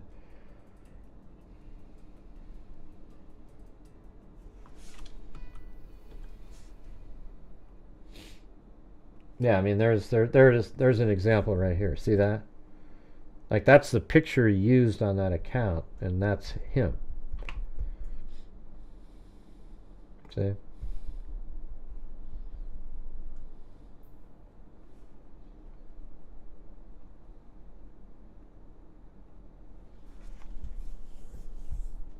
Yeah, I'm just saying that camera is absolutely crucial. Without that camera, all you would have would be a vehicle in the distance driving by the 1320 Linda Lane camera. Then you'd have the 1330 Linda Lane camera behind the apartment, but you can't really make out the vehicle too well other than on one of its passes. And then other than that, then you'd have the one back on, what the hell's the name of that street back there? The camera right here on 451 Paradise Drive. So you might find that and see this vehicle, but this one just keeps tying it all together over and over and over again, just back and forth. You know, there's only one part in here that was confusing, was the 2 southbounds in a row. That didn't make sense. See, I think it's right here. So that one does go to the north, south. I can't remember what time that was at. I think it was more like in the 4 o'clock. Yeah, there it is. 3401. Lights are on the trees heading south. And then at 340. Now there's north again. I think it's right here. There it is. So at 351.26, the headlights are heading south, and then at 3:52.42 heading south again in the same spot. I think one of these is not the Elantra. I can't really explain it. You need to have a north again to get a south. But if it's a motion activated camera, which I don't know if it is, then it's possible it missed the north. Don't know.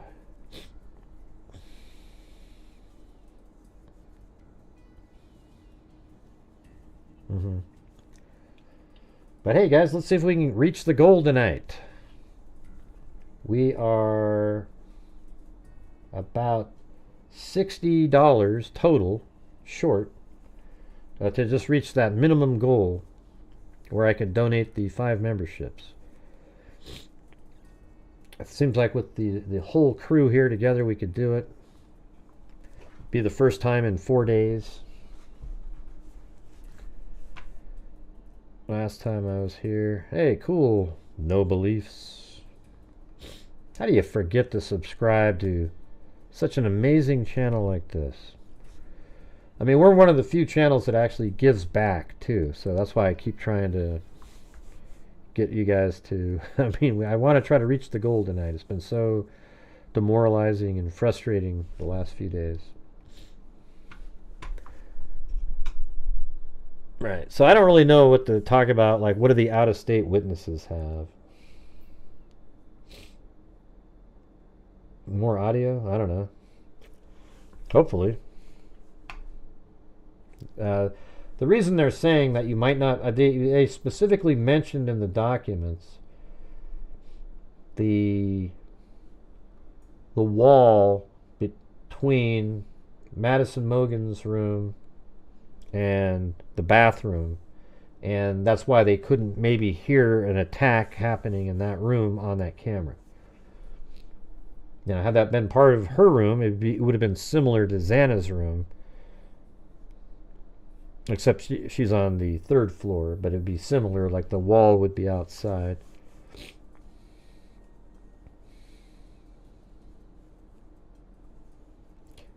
Right, well, you like last night, but we got crushed. We've been crushed for 3 days in a row, you guys. I mean, horrendous. I mean, it's just... I wish you guys registered. It just seems... Why did they call his dad after the incident? I don't know. I think he probably wanted to hear a familiar voice to sort of normalize maybe some of the negative feelings he might have been having.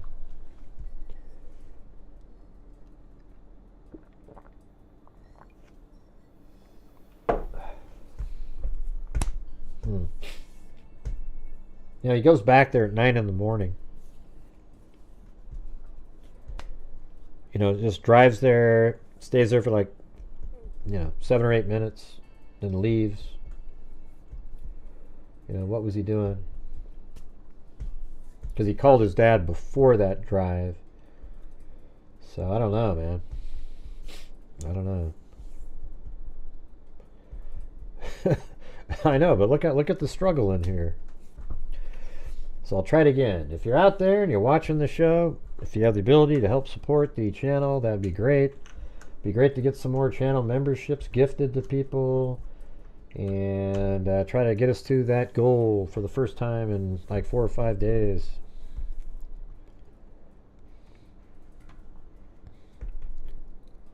All right, then the segments that I was on tonight was I was actually on with Howard Blum, and then their the CourtTV sort of local guy that drives around and stuff.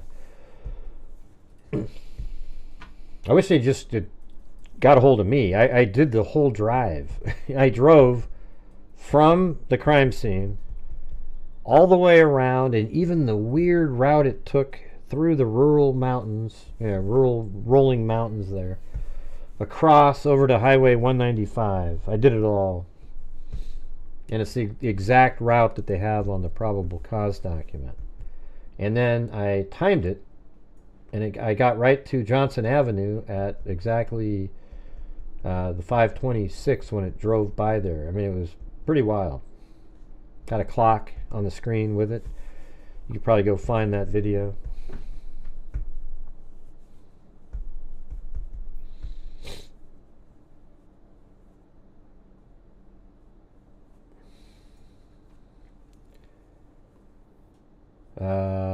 What was the answer?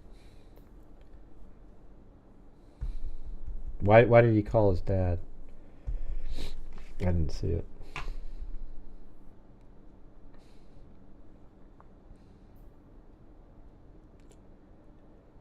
Let's see.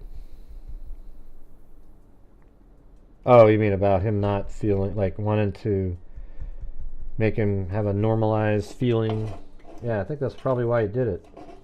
I don't think his dad was somehow part of like knowing. Oh, yeah. Hey, drive over there too, and then when you get home, take a picture. Yeah. Hey, thanks, T.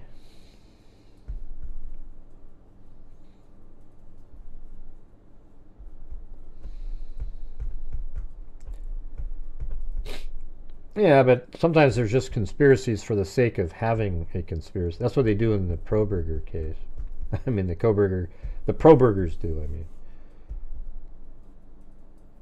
Right. What do the Probergers claim the reason is for BK to be framed? Oh, yeah, I know what it is. The Brett Kopaka. Hey, thanks, Lisa L., for gifting a membership. Hey, we're getting closer, you guys. We only need about 10 more of those. See, Brett Kopaka was apparently, they say, special forces. And he had some secret, he was like a secret operative, and he killed all the girls. He's the killer. So they didn't want to reveal, that the special agent killed them all. So they just pinned it all on a lackey named Brian Koberger. Well, he made a lot of errors in the first part of the book. And my thing is, I don't know about this next part of the book. It's interesting. I'm listening to it on audio, so I did buy it. But, he didn't know, like, some of those answers came out in the documents after he wrote the book. So I don't know if people were giving him... And they really talked too much about, like, this YouTuber. It's like... It was pretty weird.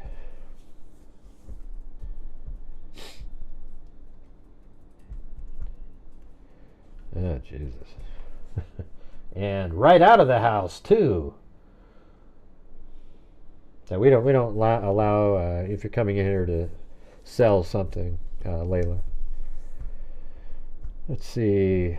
I read the first book, which was all about drugs. Oh, he wrote another book on this case, too? So he's probably the one that started those rumors about the drug dealing and everything.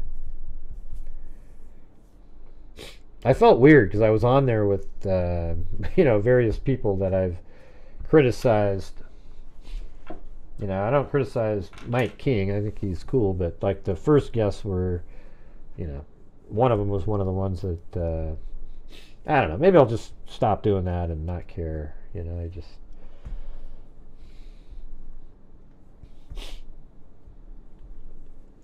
But let's see if we can do it, you guys. See if we can reach that goal tonight. Where did the suspect allegedly go after the murders? That was the question that I was asked. And I had to quickly jump in.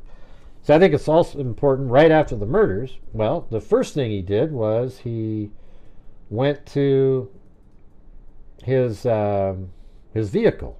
So I threw that in there as fast as I could. But the thing is, it's important with the vehicle is that oh yeah, I did that one. Where was those new... There we go, these guys. I like that.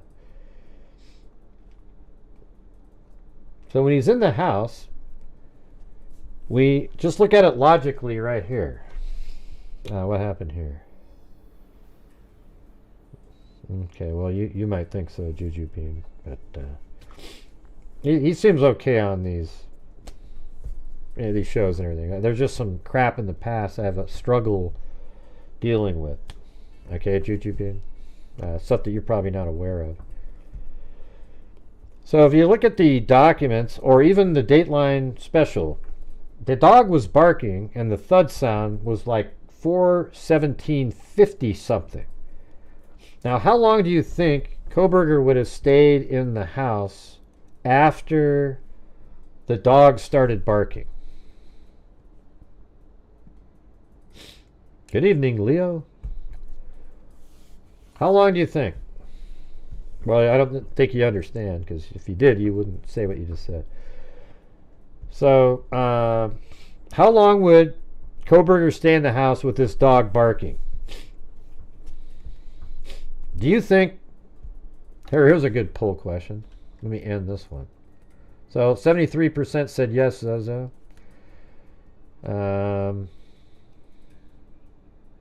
Hold on, let me just do this poll question.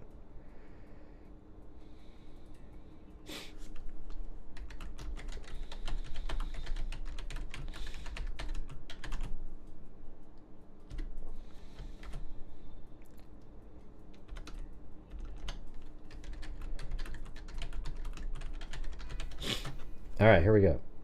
Here's the poll question.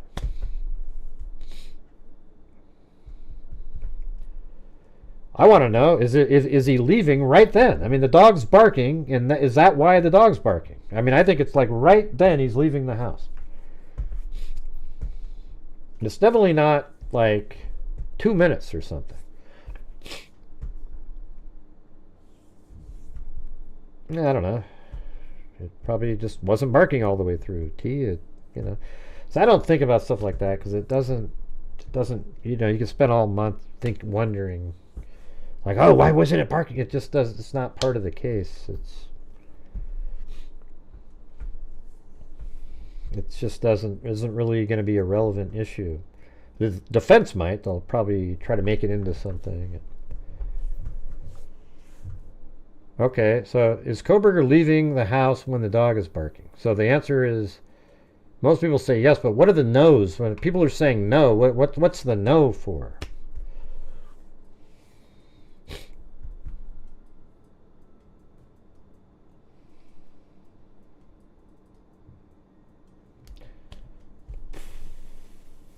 Yeah, you guys, we still need another, what was it, 10 memberships. So let's see if we can do it.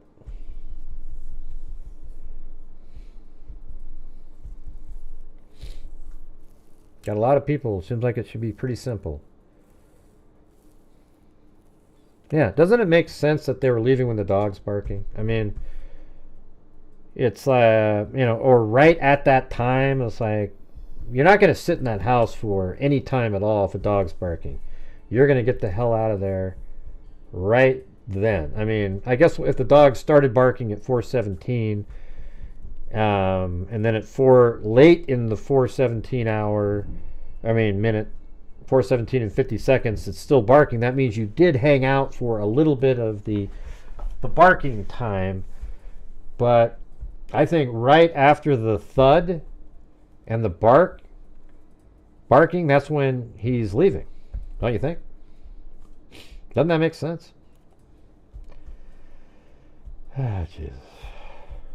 Anyways, do you guys think that?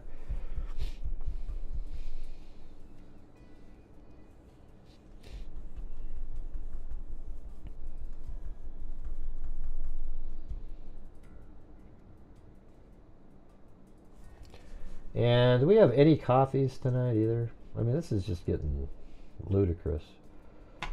No coffees, nothing. I'm not sure why he sent me a big long email during a show. I don't have time to read it. I'll try to get to it later, but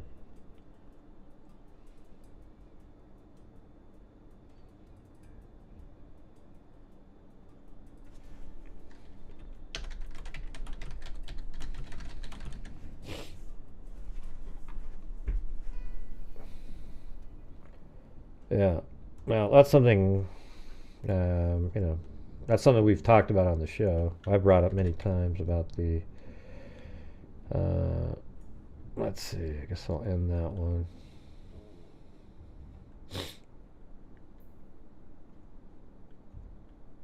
And I think he either did it that night, or it was always broken, you know, like it was just broken, and that's how he was able to easily get in without having to do anything. But either way, after the night was over, the sliding glass door was broken. That's why law enforcement was using chairs to keep it shut. But yes, you guys, I need you guys' support on the channel tonight because the video that I put out today got just absolutely was crap right out of the gate. Even though it was a good video, got no algorithm at all from YouTube, and I have nothing to augment tonight's show again. So if you guys can do that, that'd be great. We just have to get 10 more memberships. And then I'll donate 5 memberships myself.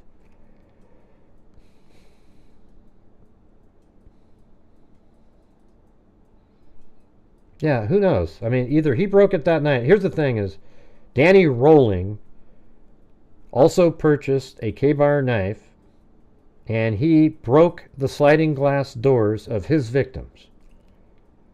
So I think it's absolutely possible that Kohberger was trying to emulate that person. Maybe he was prepared to break it, but maybe it was already broken. I don't know. I mean, those are things we just don't know, and maybe we'll find out at trial. They'll be able to see, oh, there's something was jimmied, or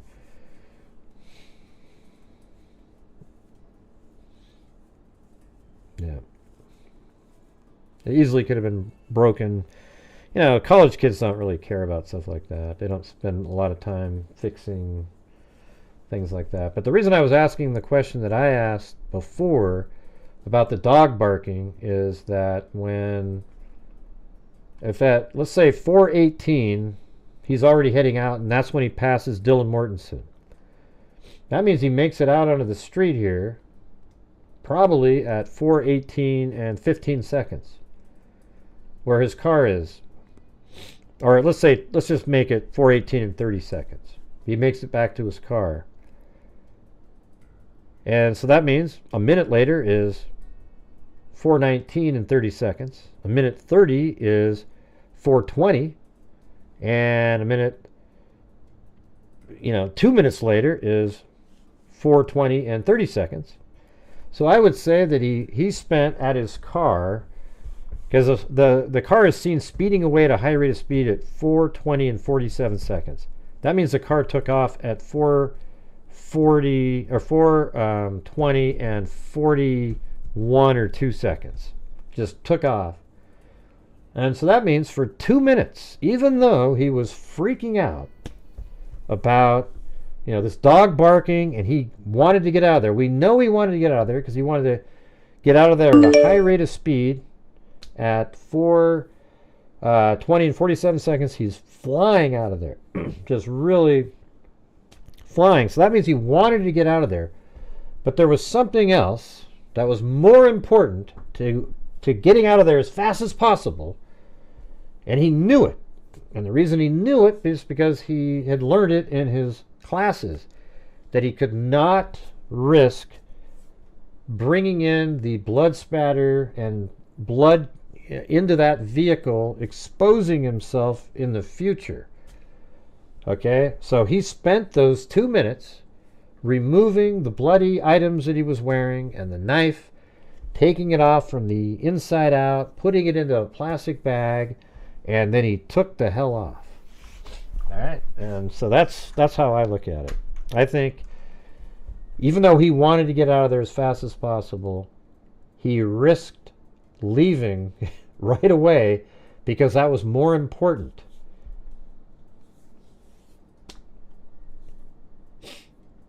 Yeah. So anyway, hey, thanks, Elizabeth Brown. Psychopaths are born, sociopaths are made. Which do you think Brian is? I don't know. I think it's more the first one. Or maybe the second one, actually. I mean, he's sort of weird with his little... Psychopaths are more, aren't they, like, more confident and just sort of, where sociopaths, they lack empathy. I think so do psychopaths, but sociopaths, I don't know. Man, I'm not sure what he is. He's a weird one. I mean, I was asked a question on the show today. He said, what do you think Kohberger is going to be like at the trial? You know what I said, you guys? I said, hey, thanks, Lisa, for the coffee up there. And hey, if anybody else wants to get me one of these coffees, that'd be great. I said he's going to look exactly the same way that he's looking right now. He's going to just stare at the and make no faces or anything.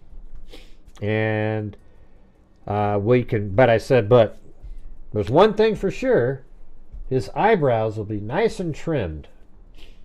Because when you look at those eyebrows that he had on in the thumbs up image when he got back home at 10:30, his eyebrows were very bushy, and they don't look like that anymore. So that's about the only thing. I don't think he's gonna. He's not gonna act out. He's not gonna make any faces. He's not gonna do anything. He's gonna look exactly like he's been looking currently.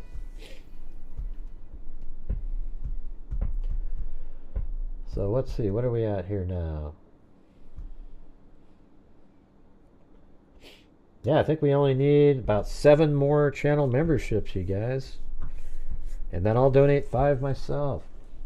Yeah, you agree with that one? I see you before you see me. Sometimes I just want to, I don't know what I'm supposed to say, but this time I read it out.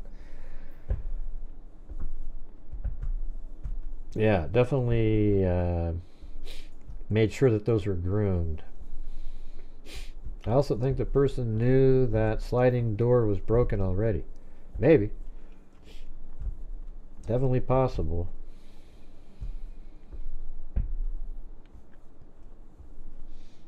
Now they're not gonna. That's not gonna get. They're not gonna be able to get that picture thrown out. There's no way in hell they could throw that out. You know, they can try all they want. I mean, the judge isn't gonna not allow. You know, this picture that he took at 10:30 in the morning on the day of the homicides. He's gonna toss that out. Forget it. Actually wore a tie again at the last hearing. Yeah. Not sure why I have buy beanie automatic message in there. So you can get melt in the summer. All right, who's doing some more super chats for the poll questions? We got to do more of those. Where did the suspect allegedly go after the murders? Well, that's when I came up with my thing about driving around over here. You know, I think he went like, again, like I was just saying a minute ago, 2 minutes, he was at his car, then he drove away at a high rate of speed at 4:20 and 47 seconds. Now, I've been there, and I timed it, and I drove all the way down, and I was here at 4:32 in the morning, or what would equivalently be. We just put a clock on my car. And his car pinged in this area at 4:48. And then at trial, or not trial, in these hearings, Ann Taylor says that when there's no sightings of the Elantra on Highway 95 right here. So what I think is that he drove this direction all the way around, and he came out just right here at 4:49. But, you know, if he just drove a little quick, he would have been there at 4:48. Then he turns his phone on, gets on to Highway 95, and then he continues on, and he did that so that these businesses would not film him. And he took this really crazy route out in the middle of nowhere again, and then back to 95. Pretty simple drive, only 29 minutes. Oh, you can't see because there's something on the screen. But yeah, right here. Just like that. That takes 29 minutes, and it avoids going through this populated area of Highway 95. Hey, there's M10. All right. Thanks, M10. Gray, you were on another show? Yeah, I was on CourtTV again. I was on CourtTV Monday, I think. Or what day was that? Was it Monday? I was on 2 segments. I had Howard Blum was on my segments. You know, he's always interesting to listen to, you know. You know, because I assume that he has some good sources out there. But I know that, you know, when I was listening to the audiobook, there was a few parts that weren't accurate in the, you know, but he wrote it before some of these documents came out. But you would think that the sources would have known the actual answer. Yeah, I was on one 2 days ago, Monday, and then today. I was on 2 segments.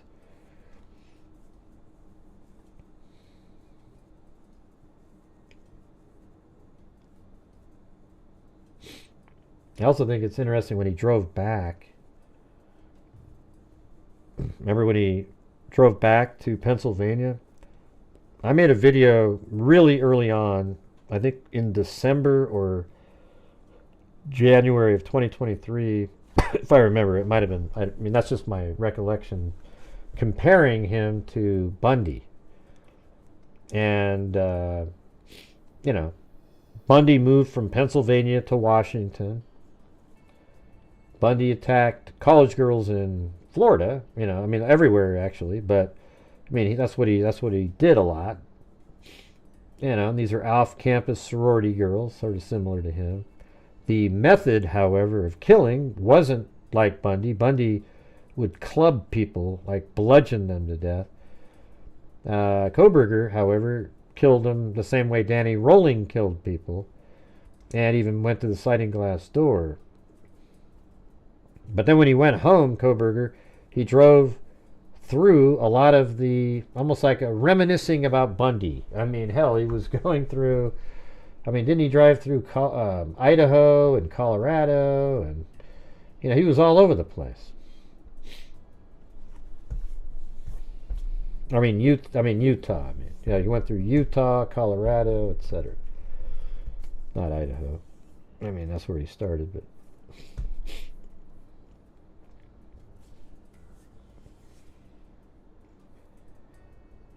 Didn't he also change the registration? Well, he changed his license plates. Well, let's get my timeline out. I think that would probably work.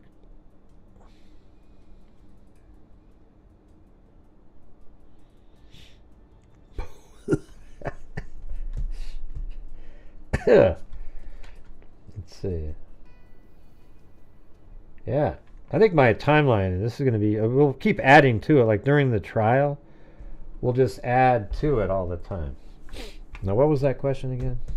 Oh, yeah, the plates. Hold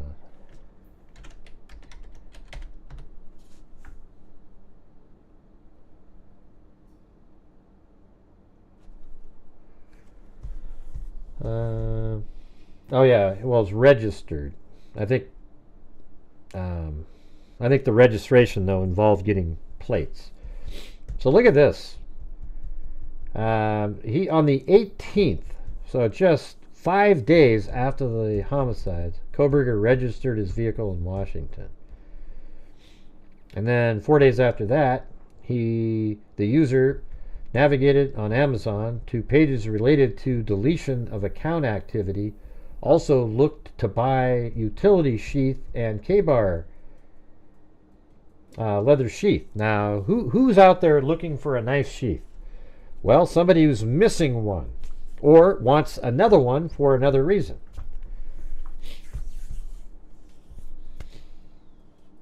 I don't know why there's a mug on the screen. Hey, but remember those? Those are cool.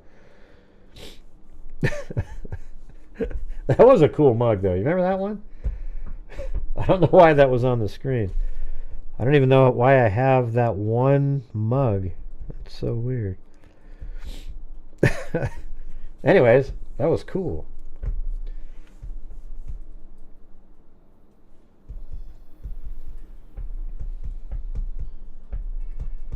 Be cool if we could somehow get. Well, let's see. What are we at? Yeah, we're still not there. We need about 4 more new channel memberships. I think I did the math wrong.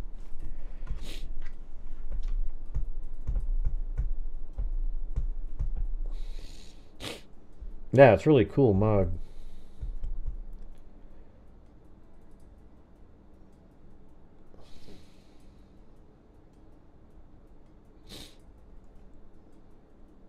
Yeah.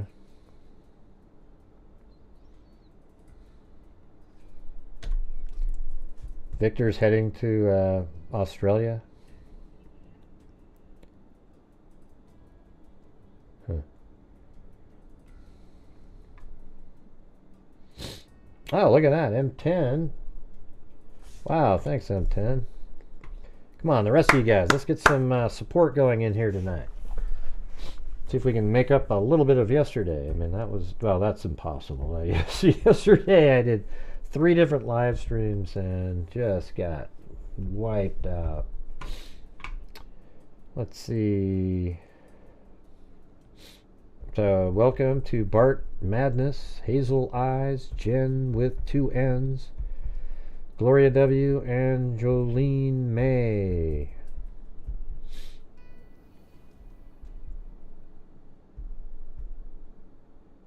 What do you mean host a panel? What does that mean, Ivan? Like, what are you talking about? I'm just you guys are saying some weird stuff. I have no idea. How does somebody host a panel? Like he knew they were looking for a car with a front license plate. Right. I mean, that's why he went and registered his car. I think he timed the homicides to match up to when he was going to get his new, register his car and change plates. Well, I'm just not sure what a panel means, though. If we mean, what panel? I mean, what is that even? I'm trying to look for the humor value. Ivan, you got to help me out there. I'm watching all the ads. That's got to be, nah, it's not 0. These live streams, when it's all said and done, might make $12 in ad revenue. It's crazy with all the views. Now, when you have 10,000 views and a lot of people are watching, you can make some ad revenue, but it's nowhere near the same as videos. That's why it's so disappointing when you put out a video and nobody watches it. I see you before you see me. So what was your name before then? Look at that, you guys. 65 months. That's right, the same as Zozo. That's crazy. So what were you before that? I see you before you see me. And thanks so much again up there to M10.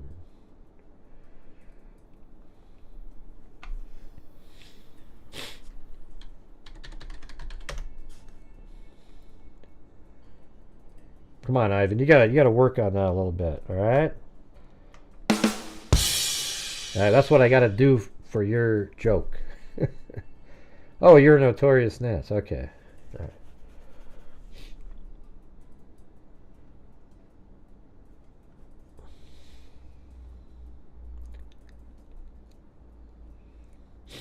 That was so much easier to say notorious Nance. What made you change that, by the way?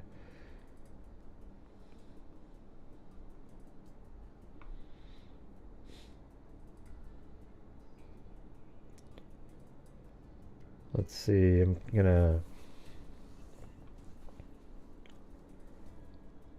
second. We got more to talk about here in a second.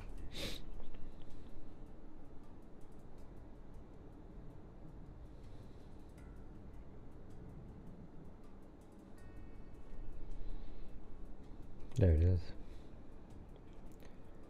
I like my thumbnail. That's a pretty good one.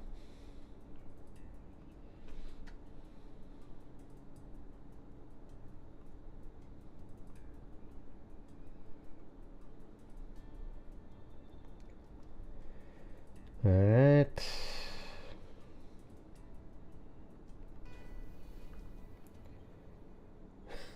You don't know why you did? I like Notorious Nance. Isn't that one? That one's hard for me to see. I always want to say iCub. Then I'm like, wait a minute.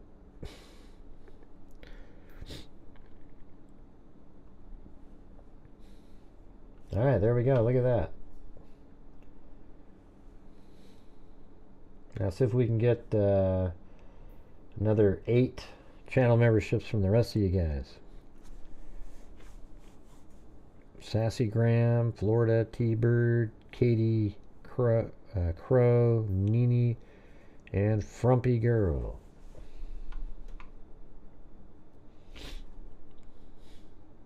All right. Turn that one off. Oh yeah, so we have a lot of interesting things in here. Like 2 days after the homicides, edged weapon was mentioned in an NBC article. And then on the same day, on the 15th, Koberger looked to purchase another K-bar, but he didn't buy it. And 11/16, K-bar knife was mentioned in the papers. So literally just 3 days after the homicide. And this is why, you know, if you're somebody that doesn't think that Papa Rogers is the guy, well, it was mentioned in the papers that a K-bar knife was found. So how did they know it was a K-bar? Oh, they must have found the sheath, because remember they said an edged weapon. You know, I think they even said fixed blade. So, I mean, somebody, I don't know. I'm just throwing it out there. It's possible he just... No, you don't have to. I'll just try to remember. I see you before you see me. It's no big deal.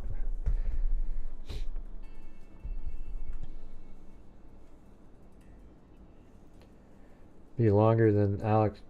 I think it'll be longer. This is supposed to be like months, this trial, I guess. Didn't they say like 3 or 4 months or something? Or it's crazy. I think we covered the whole Alec Murdaugh trial, but we did it differently, right? Then I edited it down afterwards and we played it fast, I think. I think we did anyways. Or maybe I just edited it down and we watched it with the crunchy. Remember all the sound effects from opening up the evidence bags? It was like SMR, what do you call it? SMR or ALS? Jeez, ASMR.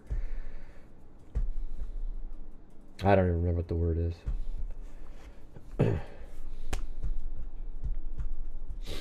Yeah, don't you like Notorious Nance?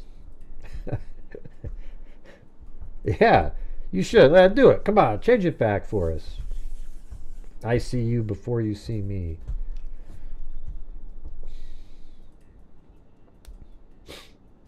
Yeah, it's a house. That's right.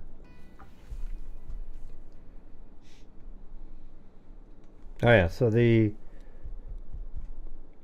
did he go after the murders? Sure, he went down to, maybe that's what somebody was referring to earlier. Yeah, he goes down. I mean, if he just did it really quickly after the murders, he takes this long route home. And so that's why I even think that other route that I have matches, because he takes the same long route home. Then he goes home. Then he stays at home and he calls his dad a couple times. And then he takes off, close to 9 o'clock, heads over to Moscow, Idaho again. And they say that his phone was in the area of the house. There's surveillance footage of him. As a matter of fact, at 9, this is probably one of the most damning pieces of information here, is that at 9:12 in the morning, a phone is utilizing the same resources that 1122 does, which is just they use the same tower, okay? However, at that same point in time, a minute later, a white Elantra is seen next to that A&W again, which is probably only 0.5 miles from the house. It's right there. And he stays in the area for a while. We don't know exactly where he went or anything. And then he is back in Pullman, getting around 9:32. Then after that, he goes home. And then he takes that picture at 10:32 of him going, "Yay, look how cool I am." And then after that, he took off and went down to Lewiston, Idaho first, and then crossed over the bridge into Clarkston, Washington. And then he goes to the Costco, the Kate's Cup of Joe, and then Albertsons. And then he took off, and then we don't know where the hell he was until 5:32 and 5:36. His phone turned on. His phone turned on and pinged for 4 minutes from 5:32 to 5:36 in Pullman, near Johnson, Washington, and then the next time we hear from his phone is pinging in Pullman at 8 something. So there's a hell of a lot of time where it's missing. Thank you, my home, life, and peace. All right.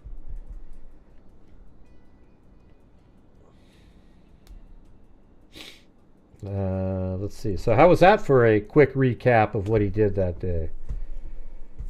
That's everything that he did.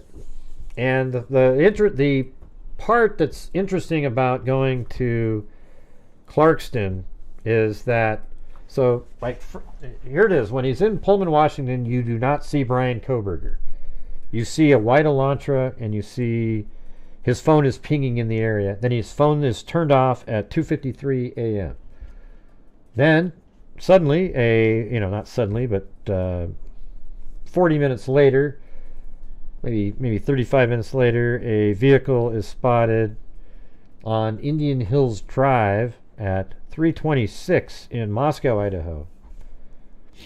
Oh, and by the way, there was another sighting at 302 at Floyd's Cannabis. That's at 302. So when his phone was turned off at 2:53, it's exactly a 9-minute drive to get to Floyd's Cannabis shop. Isn't that crazy? So that's at 302. Then at 326:10, it's on Indian Hills Drive, and it's seen on 3 cameras right there.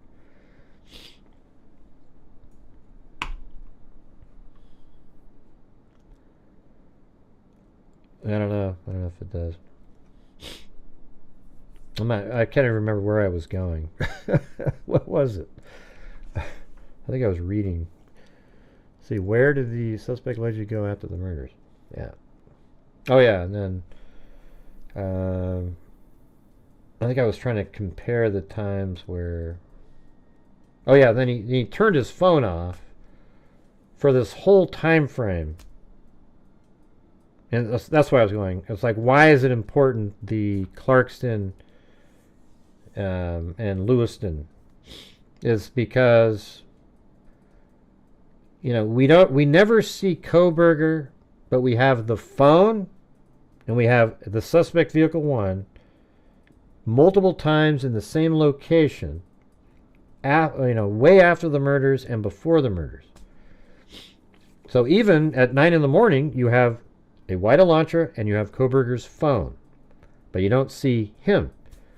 And then eventually, when he does go down to Lewiston and then into Clarkston, he goes to Kate's Cup of Joe, and when he's at Kate's Cup of Joe, the chef store over there films him.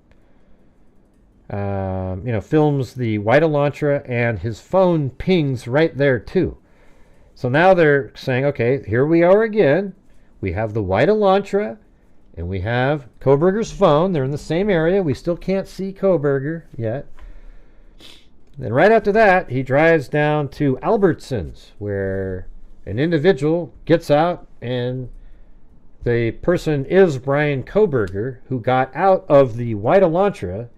Therefore, the phone, the suspect vehicle 1, and Brian Kohberger are all connected. Isn't that amazing? Hey, look at that. It's Notorious Nance, everybody. Yee-hoo! That's right. There she is. Notorious Nance is back.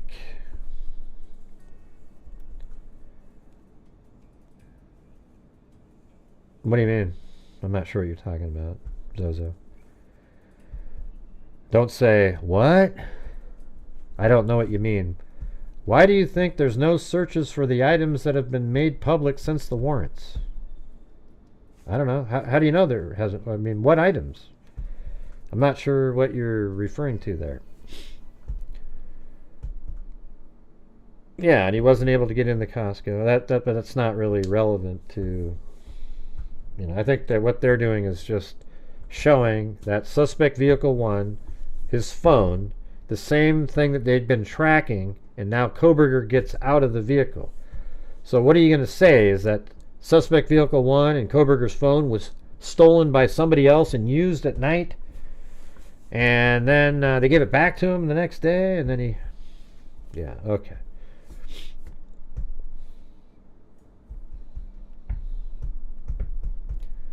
I'm trying to figure out, what do you think there's no searches for the items that have been made public? Huh. I don't know.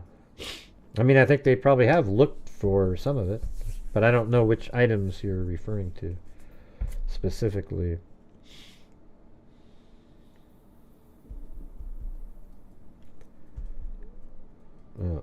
Oh, Jesus. Oh, God. Here's the what again. Although she did that because I said don't type in what. I don't think it works like that, Ivan. Yeah, that doesn't... It's actually the other way around, Ivan. It's, I mean, that doesn't even... Yeah. Let's see. Okay, then the last question that they asked on there was, did he think he was going to be arrested? And what I said on the show was, well, I think that Kohberger, well, I said a lot of people don't agree with this, but he left the knife sheath there as a calling card and he cleaned it. And I don't think I said he felt confident. I mean, you have so little time, it's hard to... And I said, but yeah, when he was driving back, that when he was pulled over twice, I think that made him incredibly paranoid. And that's why when they caught him, he was sitting in his living room with surgical gloves on and separating his trash because of those 2 times he was pulled over. If he wasn't pulled over in Indiana, I don't think he would have been doing that, because that's what freaked him out, and that's when he thought, oh man, they must have my DNA somehow. And it must be on that, because he left the sheath there, and he must have realized he didn't clean it enough, or it got knocked off or something, and and he knew it was there and was nervous and paranoid about it, and then it turns out, wow, my God, they must have my DNA. I was pulled over twice.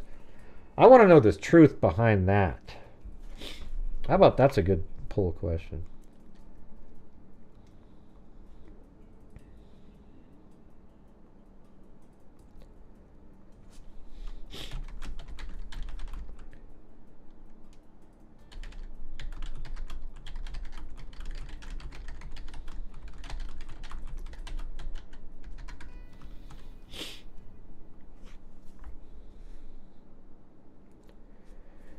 Why is there no information on searches for the missing items after the... Well, because they don't tell us when they're, searching. Now, that's really incredibly rural area, too. So they could have just went to the nearest, anybody that was anywhere near, and said, hey, do you mind if, don't say that we were here. I don't know.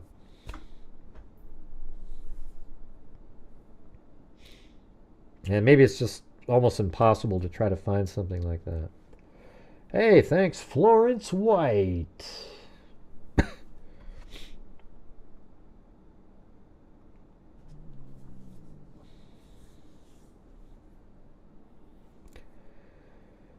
Geez, Cindy. It's just always another question. I mean, maybe their garbage can was full.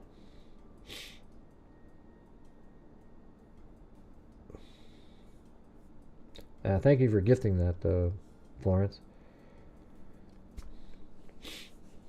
Yeah, on the show, they were saying, somebody thought that maybe he threw away the knife sheath on the way from Pullman to Pennsylvania. Does that sound reasonable? To me, that just seems like, why would he keep that? I mean, maybe he kept the knife, I don't know. He did intend to, he wanted to buy another one, though. So he looked into buying. I mean, let's try to look at the logic of Kohberger. So he left the sheath there. Let's say he did it. Let's just go with the accidental theory. And then he's thinking to himself, they're gonna get my DNA off of that. So I gotta buy another Because if he's already thrown away the knife, he's going to want to buy another knife. Then later he's thinking, oh shit, what about... and then he wanted to only buy the sheath. So it almost feels like he was contemplating, possibly at that time, to throw away the knife sheath and thinking about what it would be like to buy another... throw away the knife. He was thinking about throwing away the knife, and then he was going to buy another one. But then he decided to keep the knife, and then later decided to maybe purchase the sheath. Remember, he looked into buying the sheath, because then he needs to have the sheath with the knife, so it looks like he's still got it all, you know? But then he realized, well, that's a record of purchase. And then he started thinking, oh man, I got to figure out how I can even delete searching for this. And then I wonder if he went back and then tried to delete the fact that he purchased it originally back when he bought it back in March. That would be an interesting thing if he tried to go back to delete the March purchase of the K-bar knife, wouldn't it? Not just the search history, I think, well, actually, I don't remember. Is that what he tried to get rid of? Let's see, it's down here somewhere.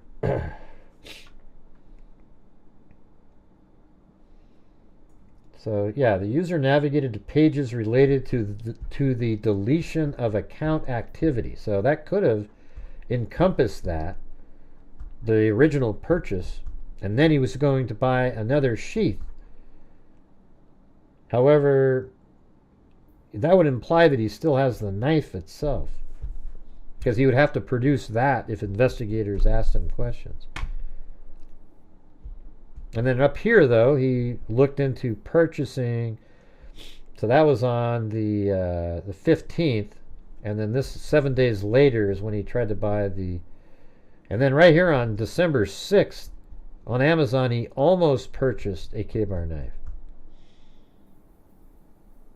So he almost did it again. He's like, So he almost bought a K-bar knife on that time. So then it's like, okay, so that, does he have it? Did he throw it away? Man, that's pretty weird, right? It's hard to determine if he had it or not. Yeah, pretty weird, pretty weird.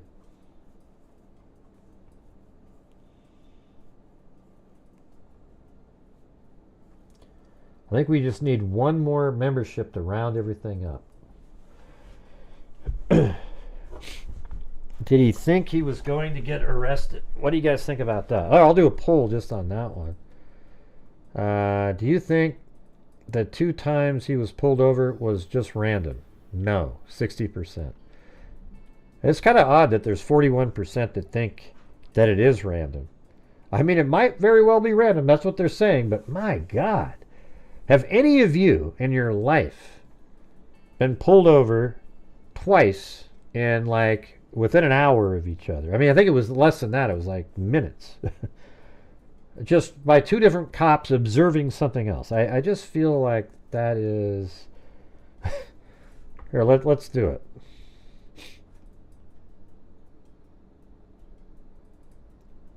Indiana, on a trip, Pullman, Pennsylvania with father. Coburg was pulled over twice. I forgot the other poll question I was going to ask.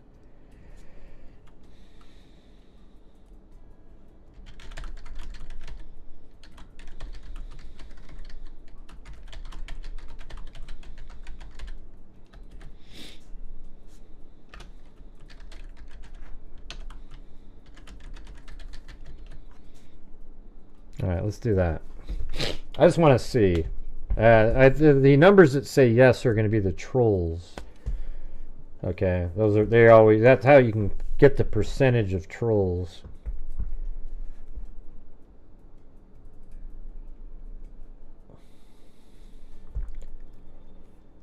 Yeah. So far 3 people have said that. No way. I don't even buy that. Yeah, I was gonna think. You know what, Ivan? I was thinking. I wonder if Ivan's been pulled over twice. That was actually in my head, Ivan. Wonder if Ivan's been pulled over twice. Who's going to get that one last channel membership? That'll get us to round things up a little bit.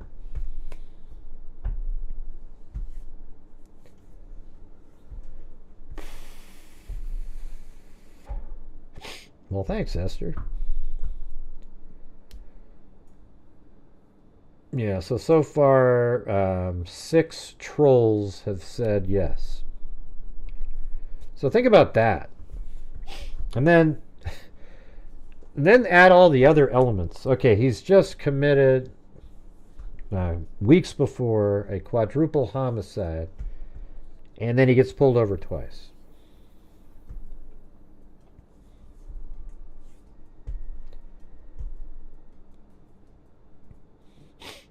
Oh, yeah, maybe Al. That's good. That's a good idea.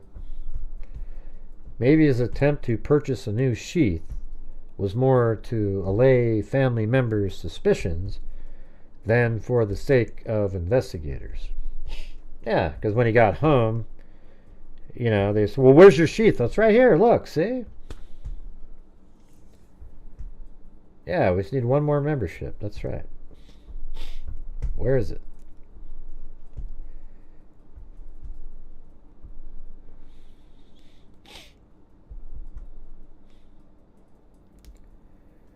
Right.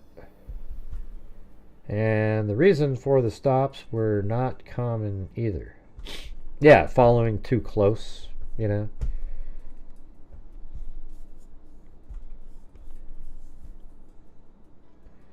But the thing is, those officers really acted pretty...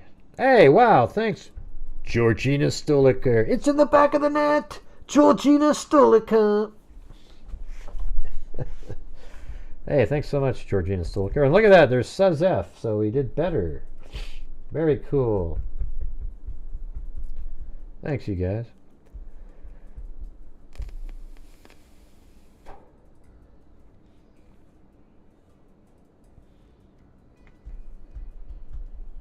Yeah, thanks so much, Georgina Stoliker. How's it going over there, Georgina Stoliker? I'll check in with you tomorrow. How's it going, though? You doing okay, or got any new information? Everybody put your prayer hands out there for Georgina with the little hearts and everything. She's going through some struggles physically, so if you can you know, give her some love, that'd be great. Also with hell, even, you know, you can do the same thing for Notorious Nance out there. You know, put the hand, you know, get the prayer hands going.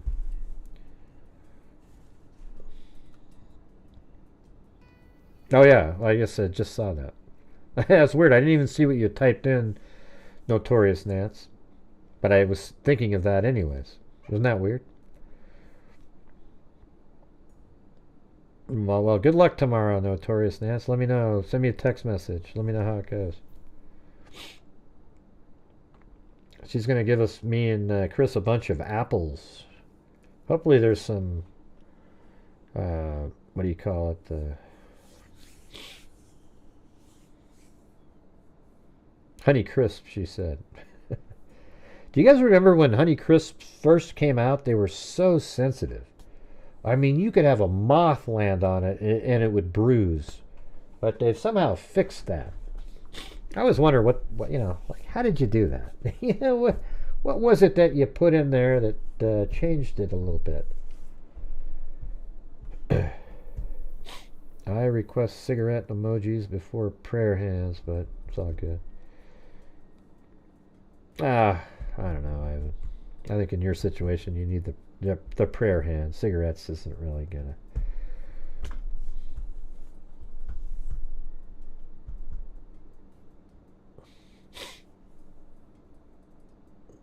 Yeah.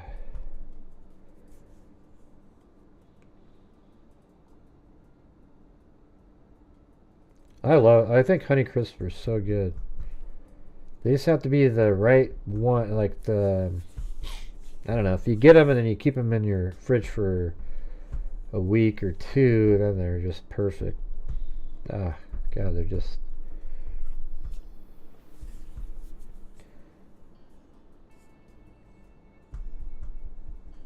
Yeah, that's pretty good.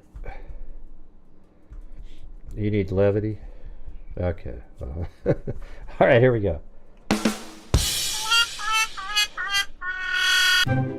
Oh yeah, Ivan Victor. He's been pulled over more than a... I don't even know. Well, he's funnier than a... Well, I don't even know that either. Ivan Victor. He is... Well, I don't know that either.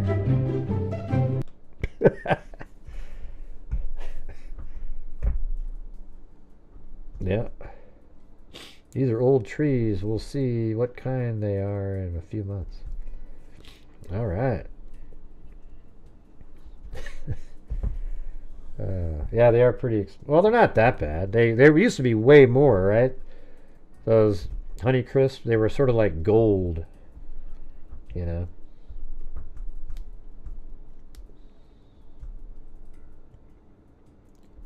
What happened to the oranges?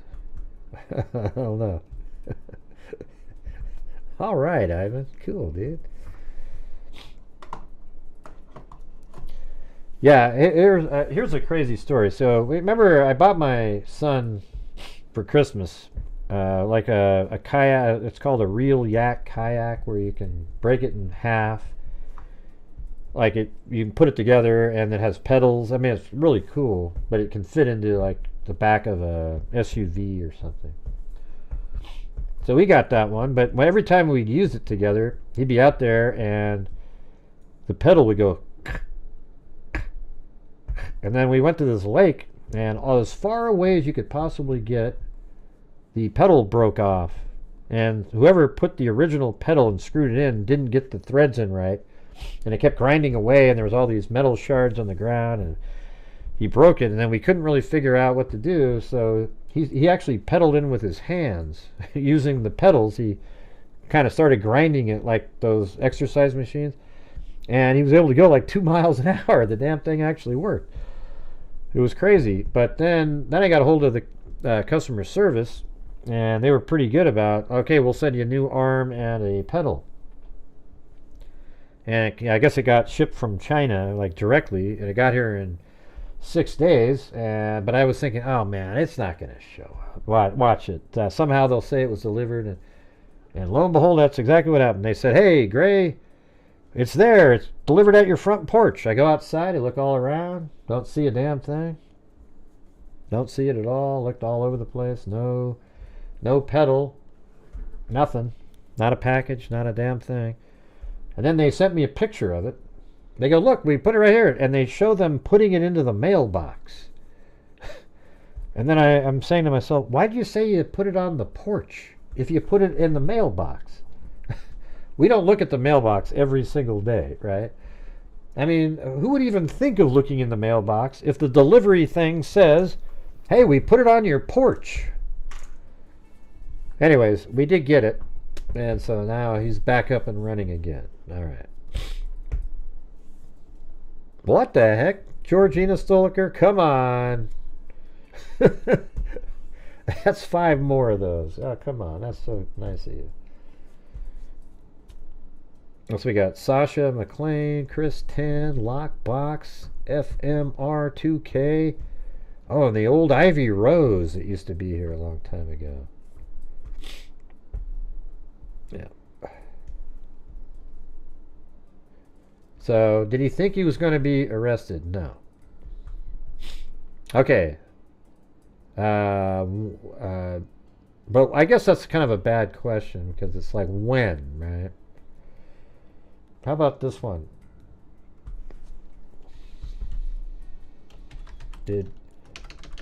Was Koberger worried?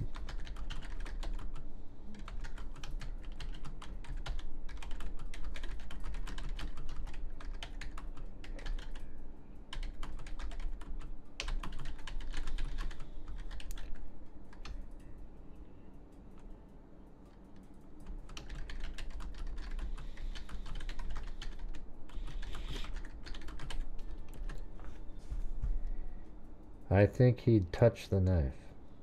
What do you mean? Here we go. Let's do it.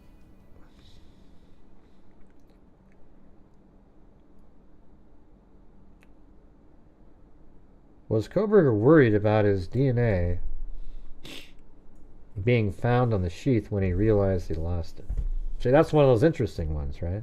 Because if he's not, then you must think he left it there intentionally, like I do.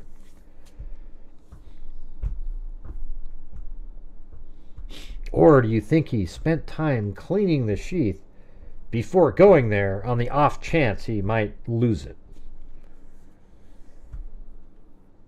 Oh, is it on YouTube, Natalie? They get more views on my videos, the ones I'm over there, than I ever get on anything that I put out. Yeah, it is a tough one, isn't it? I guess you still could have been a little bit paranoid, like, did I clean it well enough? You know? Did I really get every little last bit off of that?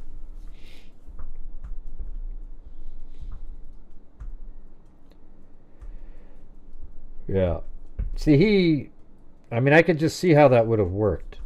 If you look at it, you know how the snap, once it's closed and you start wiping it down, you're not thinking about the part underneath the snap.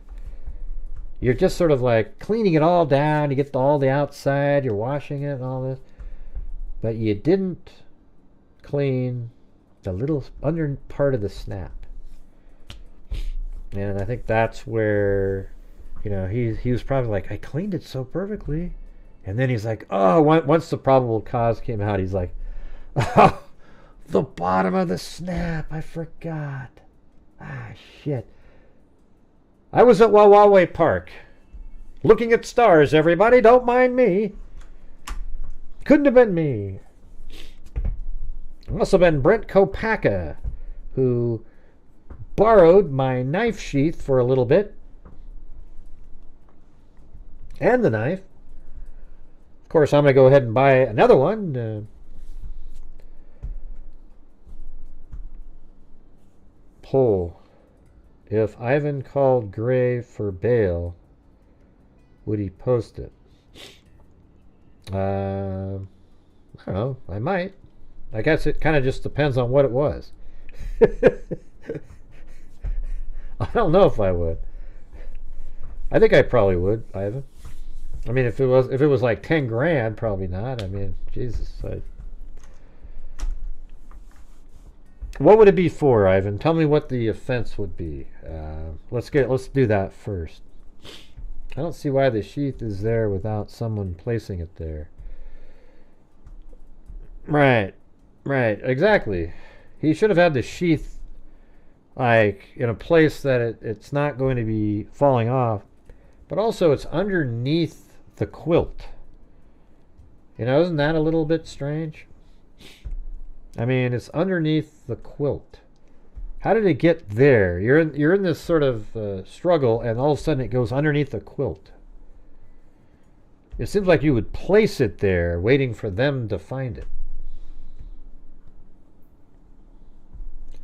Oh, I think that's ludicrous that he cleaned it on the off chance he might lose it. I mean, that's crazy. I don't believe that at all. I say that out of a joking manner. I just think it's so unlikely that he spent time. You never notice, though, on my channel we talk about things that are really, you know, sort of this. It's kind of interesting, don't you think? Like these topics. It's not like, well, what time did Kohberger? You know, just okay.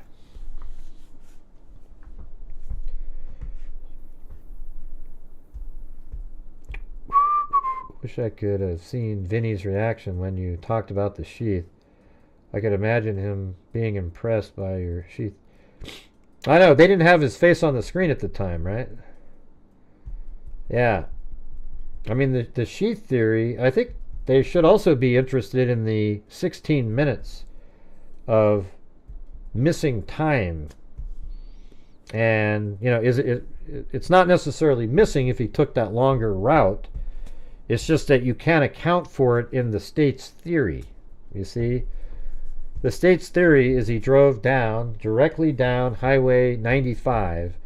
He went to Palouse River Drive, 95, and his phone pinged near Blaine. Now, I guess he could have driven near Blaine, went out somewhere and deposited the knife sheath, then turned it on again. But I don't know. His vehicle wasn't spotted on Highway 95. Now, let's see if that's all cleared up and he was on there. And if that's true, then maybe he did go. I mean, you know, sort of interesting if you look at it like this, that he drove down. Hell, let me get off of this. I hate when you accidentally click on something on Google Maps. There's absolutely no way to undo it. So you're going down Highway 95. There's Blaine right there. So I guess he could have come down and then pulled off on one of these side roads over here, for example. Buried it out here. Then he comes back, gets on 95, and then he turns his phone on again.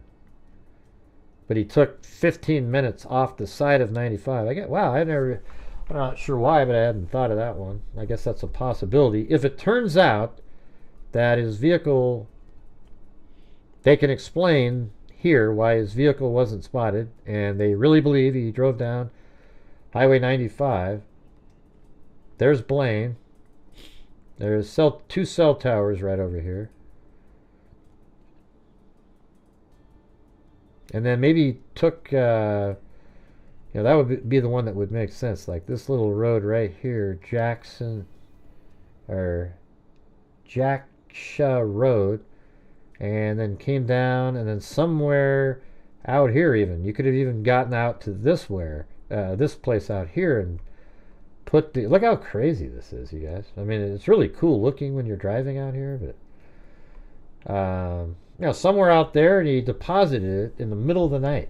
Then he comes back out the same way he came, makes his way back out to the highway, or he could have came down here, I guess, and then right there, when he comes out here, he turns it on because Blaine's right there, and it still would have pinged off at the same tower. So it would have came here and then turned it on, and that would have been 448, and then he makes his way back.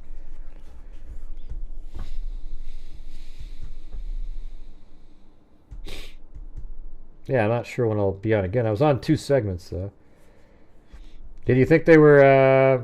I don't know how I appear when I'm on the show. Do I seem crazy or something? I'm always moving my arms around and everything.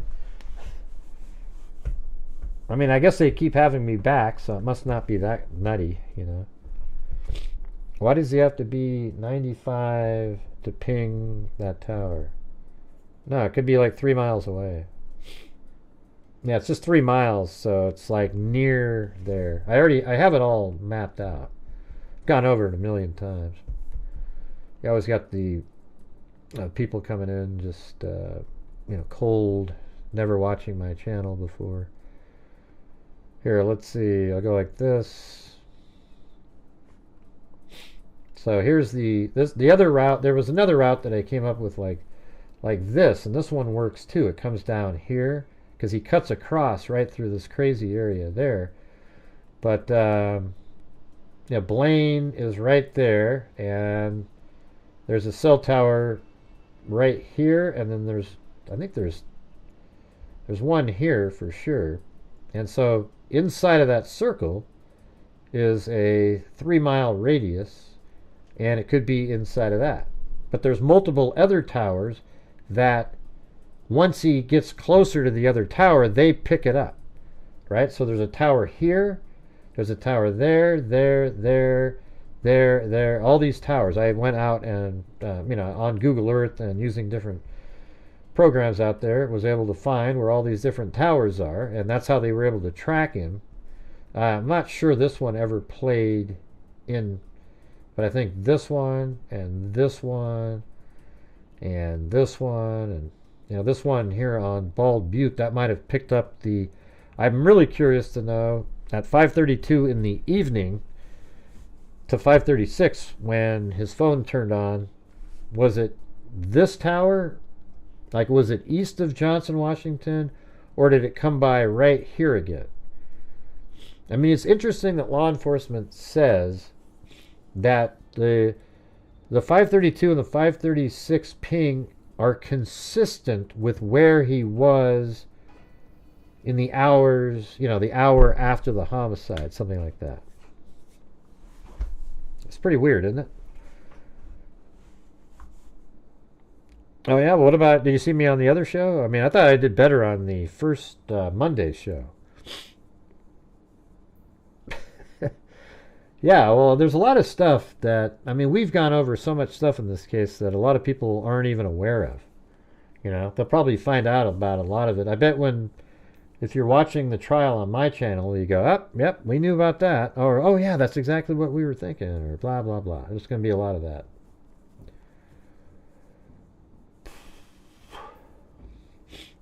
Thank you, Natalie, though. Thanks for watching and having nice things to say.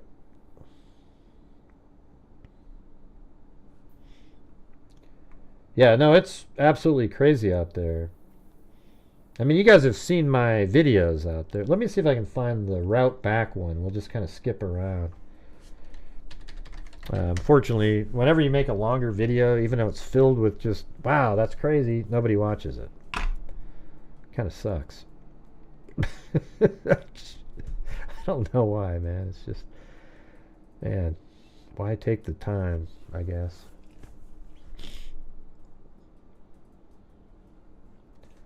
Well, thank you, my home life, and peace. Let's see. Full route, is that gonna... Okay.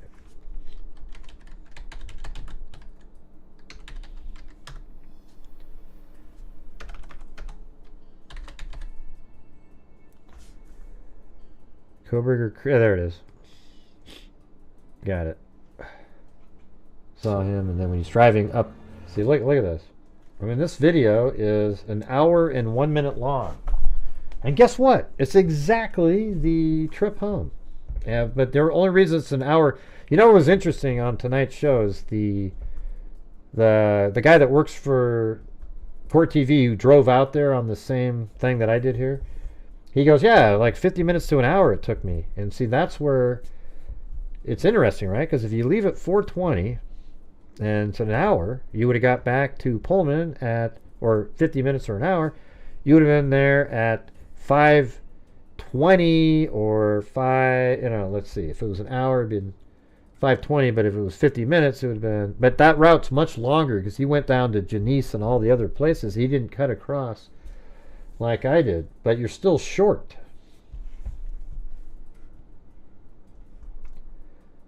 But let's watch this part here. I love that. We're background. Heading down right now. You can see up above where we are on the map. Yeah, this is like we're not even in Blaine yet. The used is just and really discussing that. Here's phone. So here it is. This is about when in the area. So right around this time, 5:32:30. See up there how it says that? I have to actually stop and just let the clock tick away and then start it up. So again. Obviously he's in his white Elantra, missing the front license plate. And here it is right here. 448. See? I found. Even obviously he's in his white Elantra, missing the front license plate. Can you guys see that? That was just in Moscow. I'll just turn off this. So right then, boom, I just switched it. Time missing, shift to 448, and now I'm in the same location just 16 minutes later. Because I got there at 4:32 driving a really kind of a slow pace. I think you could have got there at 4:30. And then I keep driving down, and eventually I find where on the probable cause document they cut across. And let me show you on the map here really quick, because I actually have that whole thing. It's right here. So that's the probable cause overlay. So they have him going right down 95, and I think he may have gone out there, but goes down Highway 95. Now there isn't anything that looks exactly like their route in that particular area. However, in this area, it starts matching up pretty good. But it's right there. There isn't any roads over here or anything. You can actually see the roads. See these light things? Those are the only possible roads. So whatever, you know, what they used to draw, it wasn't that great, but that's where you'd have to turn, and then right there is pretty good. And then up here, and then it goes all the way up, and all of that matches up back up into Pullman. So I'm just, but see how they never made it down to, well, I guess Genesee is right there, but it didn't go to Genesee, and it didn't make it into Uniontown, but it's just a little bit north. And I think they're doing that because they can see what side of the cell tower that the vehicle's on. And maybe this cell tower here did not pick up the vehicle. And that would indicate that it did not come down this direction. So they think that it must have cut across, because this tower then, right here, probably picked it up on, let's see. Yeah, well, that's where a cell tower is, but and there's another one here. Let's see if that's yeah, that one actually has the top. So that's a 3-segment tower with 120, 120, 120. You can see it really good right here. That's just the shadow of it. And so it's a triangle, right? So there's 120 degrees, 120 degrees. So that camera, that cell tower right there, would have picked up possibly when the vehicle was right there on one of the other 120 degrees, and then when it started cutting up this direction, it picked it up on the other segment, so they could see that it was moving. So the thing is, if you have a cell tower that's got like 120, 120, 120, and you drive by it, one segment picks you up as you're approaching it of the tower, even though you're using the same tower, but when you pass it, another segment on the other side continues, and that's how they know what direction you're moving around. Wow, thanks, Alex. 5 more memberships. All right. Very cool. Thanks, you guys. We need to keep sharing Gray's animations and other videos. Yeah, that's what I always hope. I mean, don't you think that, like, people should be watching, for example, like, even my animation didn't get seen as much as it should. Yeah, let me play that. Or I'll get back to that video here in a second. It's crazy how rural it is. But if you haven't seen this, watch this. There. Let's go. Right after this, I start over from the beginning.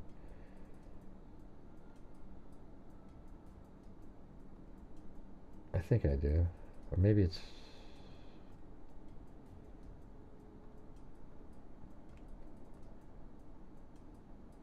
Oh, yeah. Oh, yeah, so there he is, the sliding glass door. See that? Kohberger's coming through the sliding glass door. Then he goes around the corner, goes upstairs. He's got the K-bar knife in his hand with his little surgical gloves on. And then he goes up and then goes into the bedroom. And then, you know, he starts attacking. I'm not, going to show people, just little glimpses of something. And then there's Dylan Mortensen right below that bedroom. And then here comes Xana out of her room with her cell phone in her hand, goes into the kitchen with her DoorDash bag, and then notices maybe that the sliding glass door is open.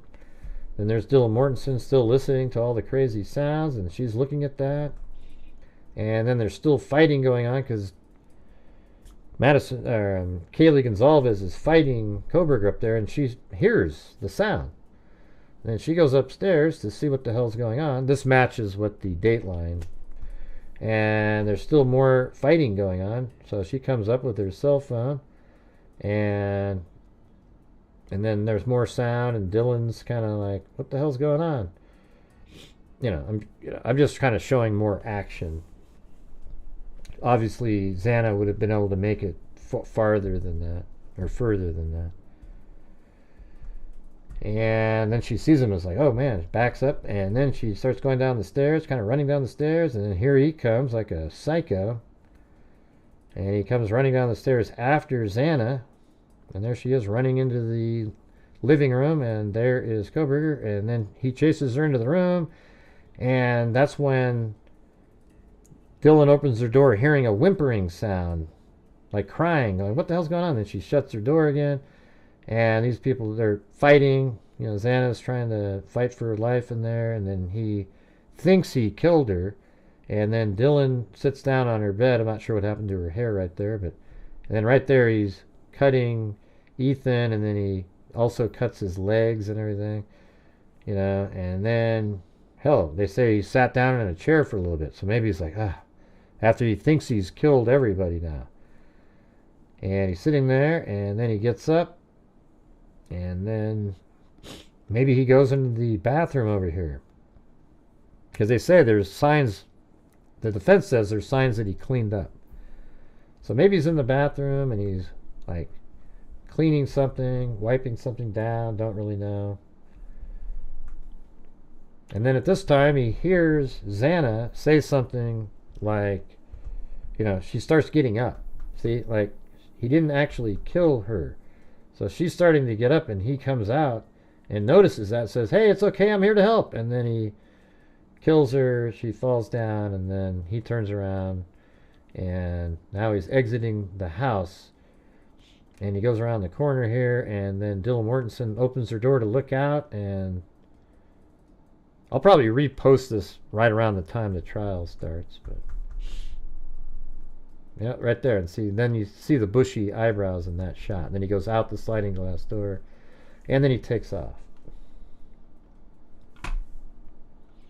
Let's see, we had a troll.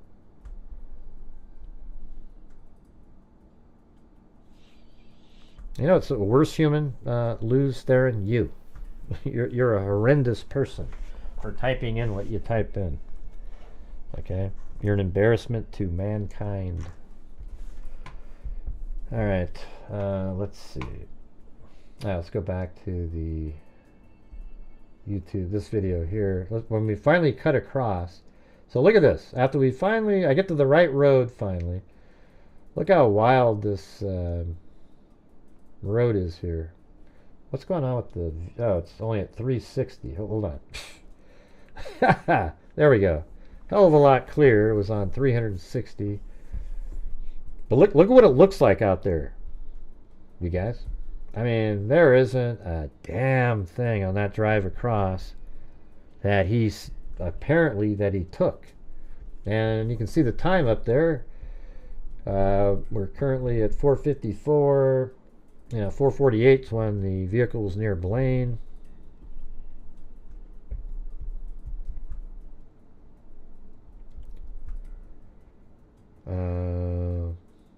I would love to see Gray and Nancy talk about this video. I mean, you know, Nancy Grace had me on her show and everything, and that's cool. I don't know. She's just got her own little way. I know that she, in the Kanika Jenkins case, she said stuff that really wasn't accurate and made everybody go, "Ooh, see, even she." And she kept saying that Kanika Jenkins was killed, and by somebody, things just didn't look right, and it's just absolutely untrue. It was really obvious case. And then another time she was on Dr. Oz, and they started talking about, see that? There's somebody behind that tree in the Delphi case on the bridge, and there just never was, and there was never a person behind the tree or anything. So it's just one of those things where you do, like, I put out a lot of, you know, I take a lot of time in my videos and try to get stuff where it's accurate, and you know, there's times where I speculate on something and it's just not right, and later on we narrow it down and, you know, really get things where it's very accurate, and then it just sucks, and then you're doing, and then I try to get it so people see it, and then when somebody else that's really big comes along and completely destroys any progress that you made because they're a bigger name and they're wrong. That's the thing that sucks. You know, I hate that.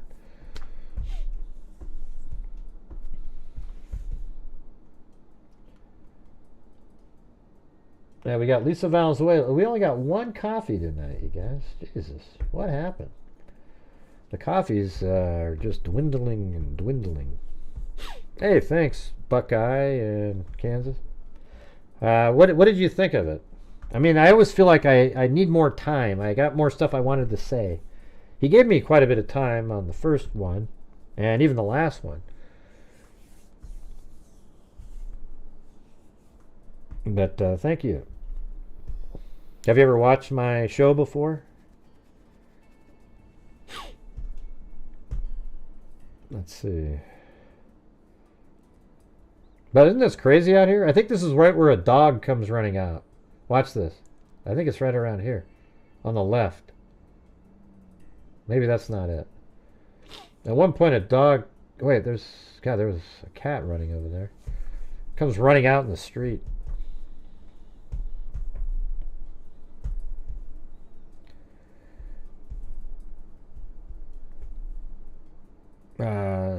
No, sir. I don't even remember what I asked. Did I say, is this the first time you've seen the channel?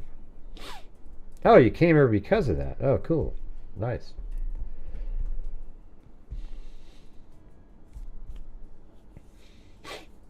Yeah, well, one of the big things, if you watch my channel, like when I do my shows, I know some people don't like it, but I try to get people to help support the channel financially on the show, because if you're just a live streamer, there's no ad revenue hardly at all on the videos. But what we do is I take a huge portion of the income each month and donate it to true crime related charities. And at the end of this month, hopefully, if we keep the ball rolling here, will reach the $250,000 mark, $250,000 given out to true crime related charities and a DNA fund and a scholarship fund since January of 2020. So that's something pretty cool. So all you freaks out there, you've all been part of it. And that's just 2,000, but hopefully we can end the month on a roar. So just letting you know, that's what when I'm sitting here, like if you come on and go, boy, that's just what I try to do on a nightly basis. If I don't do it, it doesn't happen.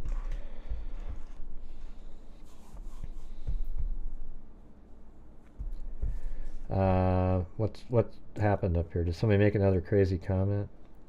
But why, if they're not involved and don't know who did it? What are they covering up for? What are you talking about, Loose Theron? What are you referring to? You sound... What's going on? Was Dylan Mortensen even in a room? Was she down? No, yes, she was. She was, Loose Theron. Hey, listen, let me just tell you something, Loose. Go to your room and wait for the trial to happen. And when the trial happens... go see your cleric and apologize to everybody that you've insulted for the last 5 years with your, whatever the hell it is, 3 years with your incredibly insensitive comments. Dylan Mortensen and Bethany Funk have absolutely nothing to do with it, okay? They're not related to the crime other than the fact that Dylan saw him. So on the graphic, why did he go the long way around instead of the shorter way? Yeah, I think that's exactly why. He doesn't want to have a time frame that's sort of consistent with him being the criminal. And I also think it's possible out here somewhere is where he threw something, but it had to have been prior to Blaine. So let me, I don't know if you guys...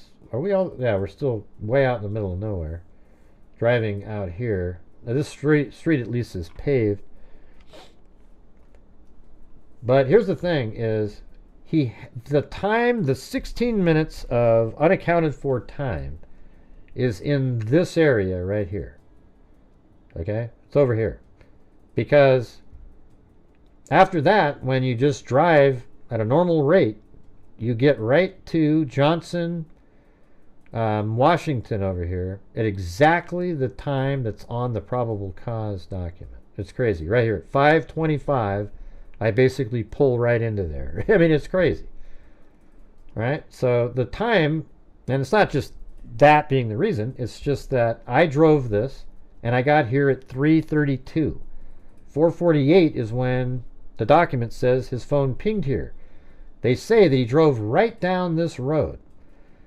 However, Ann Taylor said that his phone does not show up on these cameras right here. So I think it's very possible then that that theory was just their original theory, but now it's something different. And I think he may have driven around like this and then cut across. It takes 29 minutes to drive like this and then across to get to right there, which would be 4:49, which is damn close to 4:48. And he was driving quicker, I would imagine. Anyways, hey, there, you got your picture on the screen for 10 minutes there, Natalie.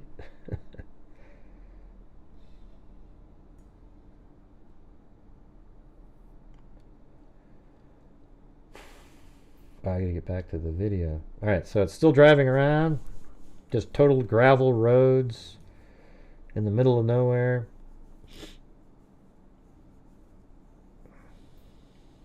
Now, what do you think about that, Buckeye in Kansas?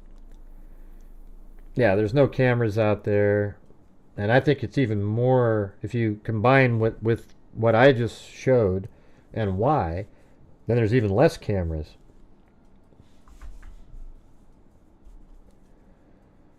I mean, look at this place. Who's going to have a camera here? This is just like... Yeah, so that... See, whenever I put the arrow on the screen, it means I went the wrong way the first time, came back, and then edited the video to the right spot. And, yeah, so we went forward there.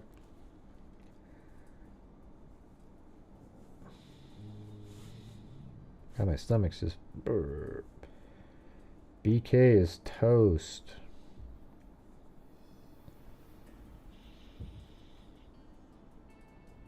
We don't know. I would think he might have. They might have. I don't know if they were able to determine exactly where he went. That's why, that's why it was criminals turn their phones off, because it's hard to determine. Zozo looked around, couldn't find any references of them searching.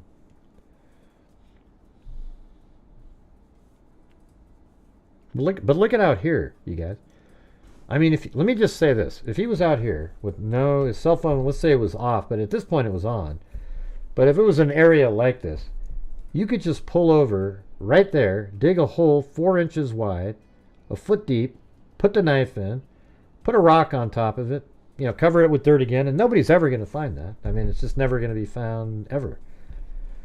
Hey, look at M10. There's a case where a mom was killed in her home, 2 adult children, and a poor hubby didn't wake up. But they don't get it. What case was that? Oh, you mean killed in her home, 2 adult children, and poor hubby didn't wake up. Yeah.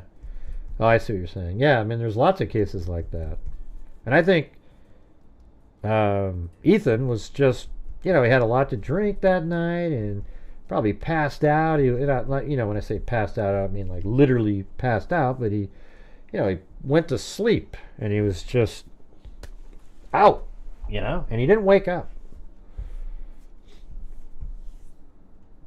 But thank you, M10.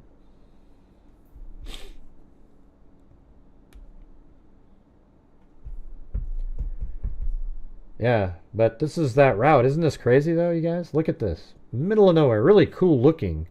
This would be a great place for my drone flyby. Like, just get out there and go... I mean, it'd be so amazing. Oh, and by the way, what sucks is yesterday when I went out to... It didn't record to my drone. Oh, there it was. There was the dog. You guys see that? Look at that. Right here. Let me see if I can stop it. Let's catch that dog.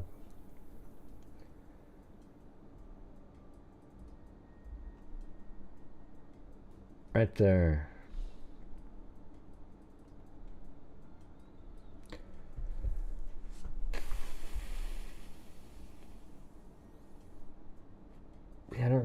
do with it, though? What did I do with that? It recorded the screen, what it looks like on my screen. Like it actually, the goggles recorded the thing with the H that I always tell you about, where you know, what it looks like to me in the goggles.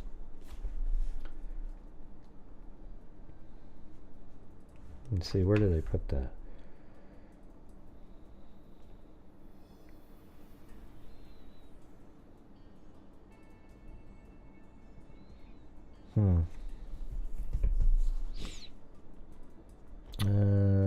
I don't even know if I kept the. I should have.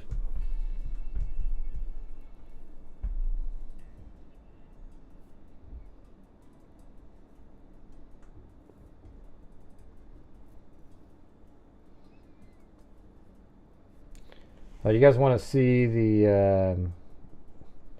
I told you how I did the Insta360 in the water. Yeah, let's see.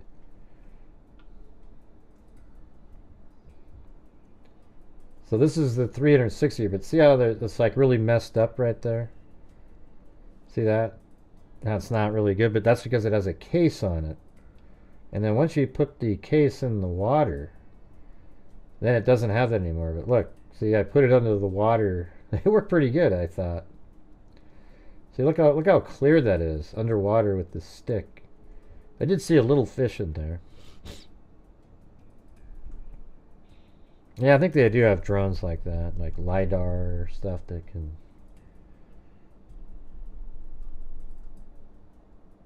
Yeah, there's a little fish right there. You see that? Other than that, there was nothing in there. But look at these. These are caddisfly. Anyways, there you go. I don't know what happened. I'm going to have to go try to find the goggle video. I thought I'd saved it, but... See, look, you can look all around. 360-degree underwater. Isn't that amazing?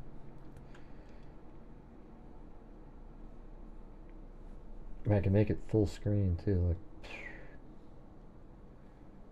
That's a 360-degree 8K Insta360 camera. Uh-oh. Did it freeze up on me? Uh-oh. Uh-oh, uh-oh. Uh-oh, I'm slowing down over here. I can see it.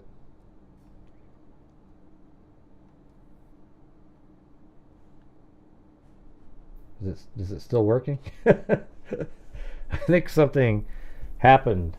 I think am I smooth to you guys, or am I jerky?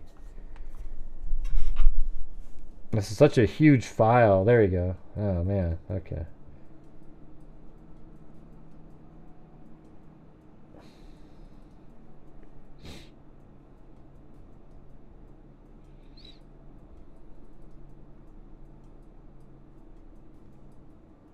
Oh, it's going to do that again. Yeah, it looks like it's really clean water. It like comes out of the mountains right into the water there. All right, it looks like I'm frozen up again.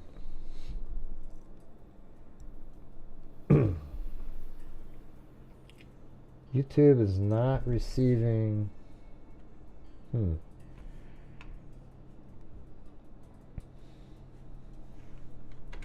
Oh, there it is. Yeah. Okay. Okay, I think we're back to normal again. That was weird. Yeah, that file's so big, I think it caused problems. All right, so now we're getting. Well, it has us way down there, so I'm going to move it up. But watch when there's this other side road that he takes too. So this is what I'm saying. He's always doing. When he drove up like this on 195, he didn't need to turn right there. And that's Kuykendall Road. He didn't need to do that. He could have just driven right into Pullman, but he didn't want to for some reason. He wanted to sort of disappear again and then just show up. So he turns on this Kuykendall Road here, drives around, And then he goes in this back way. And then right here at 1300 Johnson Avenue at 525, there's 2 surveillance cameras on this building that film his vehicle. All right. So let's take a look at that. That was, I think it was, yeah, like Cannon Beach, Arch Cape area. So let's go back again to right when it's turning. So here it is. This is Kuykendall turning. And then see how this is sort of like that again, a really kind of crappy dirt road. Why is he doing this? That's because there's likely no cameras, and it's just sort of, he disappears. And I don't know if he still had he must have had his phone on, or maybe he didn't have his phone on at this time. Don't know.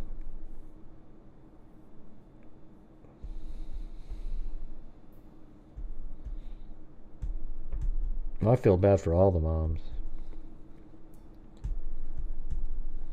But Ethan is the one,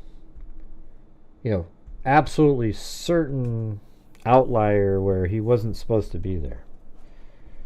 I do think Madison Mogen was the target, and then all 3 of the other victims are collateral damage that in some way like interrupted him of what he was doing. I think he meant to slip in quietly, kill Madison Mogen, leave the knife sheath there as a calling card, and disappear into that good night. And then everybody was like, what happened? Who did that? There was just this knife sheath there. And he'd love that in the papers. But it got more complicated. And,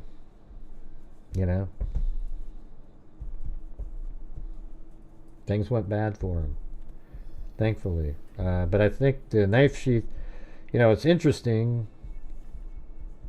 Like, if he left it there intentionally, that's the one thing that places them in that house. Now, they might have eventually came upon Kohberger without that DNA on the knife sheath, and they would have seen that he purchased the K-bar knife and all that, and his Elantra was driving around. And I think a jury that had smart people on it, if you said that, well, look at his white Elantra was parked outside for 20 minutes, or 12 minutes, and inside of that 12 minutes, all the victims were killed. Even if he didn't have the DNA, you could still make this really strong case with all the other stuff that's out there. The DNA, however, ties everything together. It makes it so that the jury has no problem believing that the white Elantra is Brian Kohberger's, because after all, his DNA was found inside the house on the murder weapon, an object associated with the murder weapon, and Kohberger drives a white Elantra, missing a front plate, just like the one that was driving around in the neighborhood here. So that's why that's such a big deal. But I think you could still make a really good case, even without the DNA on the sheath. It just wouldn't, it's just way stronger combining it all together. Hey, thanks, M10. It's very kind of you. And then I think right now he's on Johnson, right? So look what time it is. 5:22:58. And look at, I'm just driving normal speed. There's no slowing down. There's nothing. This is just the actual time. Now, thanks M10. And thanks everybody tonight who supported the channel. Such a big divergence from the last 2 days. I think yesterday might be the lowest number we've had almost all year for an actual day that I did shows. Not one that I took a day off or something. Let's see. So I think this is Johnson Avenue here. Right? Yeah, so he came over and he took the left, and now he's heading up like that.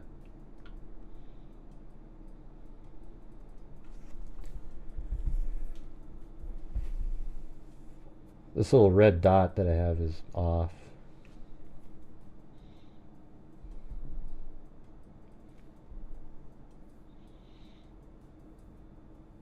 Oh, really? It's 141 over there? Let's live on the East Coast. Sorry about that.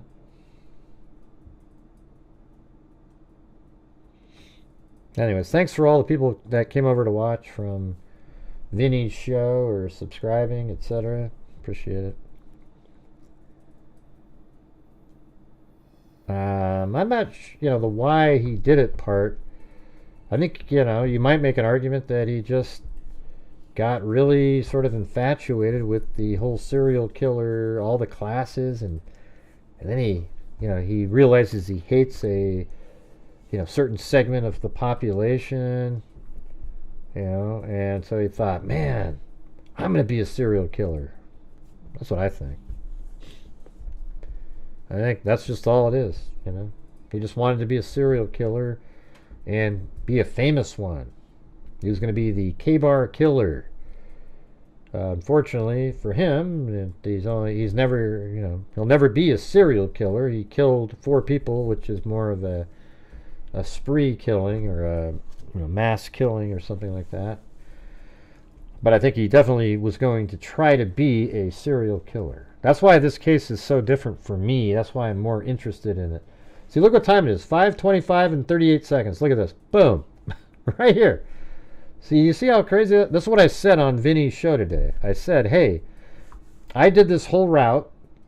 I went the exact route that they had on the probable cause document, the most reasonable version of it. And I drove across, and I got right to Johnson. I think I said Johnson Avenue or Johnson, Washington. That kind of screwed up there, but it's Johnson Avenue right here at 5:25. See, look at this again. I have all the times on here. 5:25 a.m. at 1300 Johnson. It's right here. See that? And if you zoom in, there is a camera right there, and then there's a camera right there.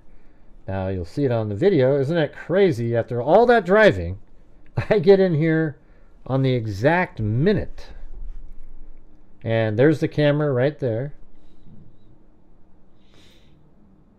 And then the other camera is right there. See that? But you gotta admit, like, that's pretty compelling.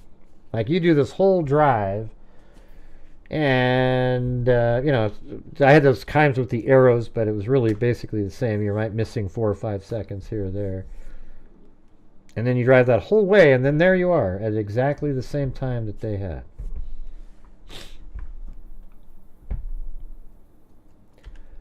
Well, I think he did other crimes. We did have more information, didn't we?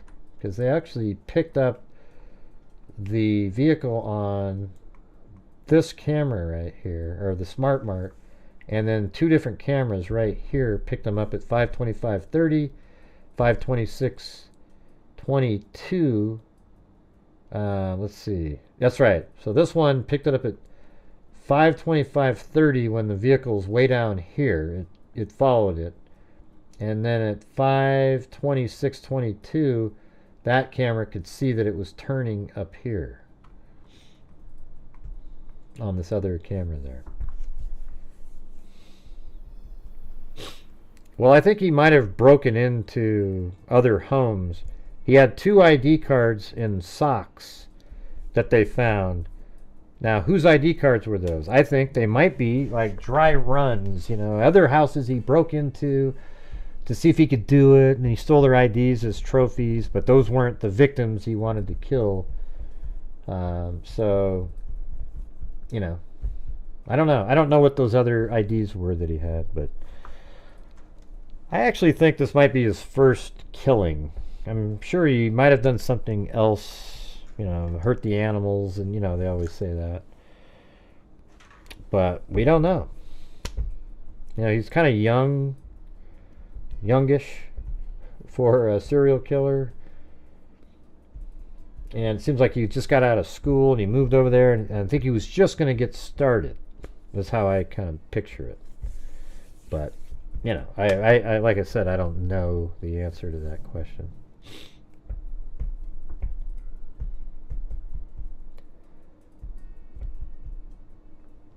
And it's weird too, that one picture where he's going, you know, yeah. That's weird, isn't it? Like he's almost saying, wasn't as bad as I thought, you know? I'm still feeling good. You know, isn't that what the look is? You know? Like it's just, you know, it wasn't as bad as I thought. I feel good.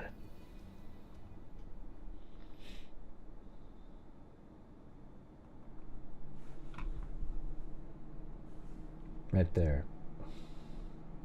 See? You know? Almost like a proud smirk. What do you guys see when you see that picture there? I mean, don't, you know, you can, I'm sure some of you will come up with this sarcastic, but when you see that picture, what does the look in his face, if you were just seeing another person making that face, what would you think?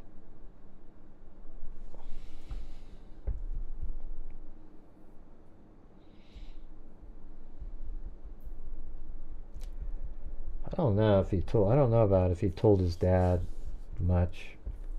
His dad didn't seem to know. Like if we were to believe the Dateline episode, it seems like he had suspicions, but he wasn't sure. And the daughter, his sister, is the one that was really pushing it.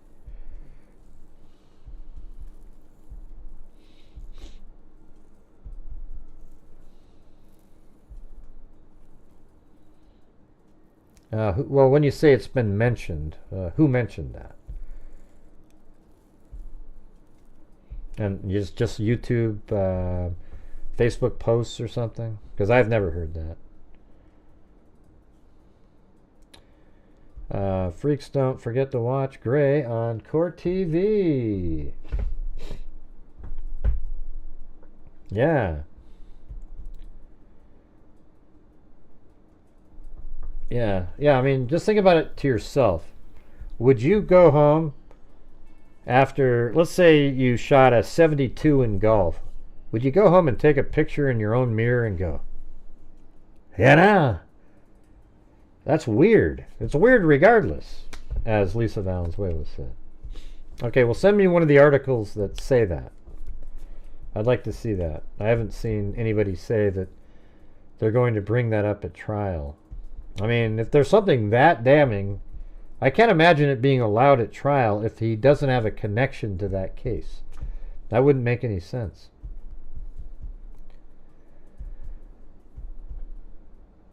My daughter thought Brian Koberger was handsome. Yeah. Well, does he look handsome in this picture?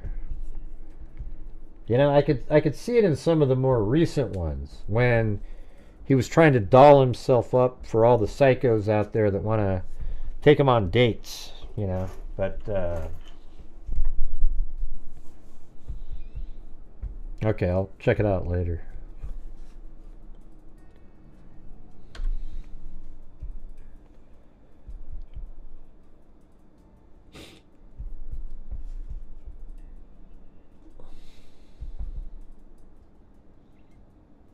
I don't know. You don't think he would have kept a little item of some sort? He seems similar to Richard Allen, and like he had little keepsakes, you know, like the ID and the socks. I don't know what the mother's name is.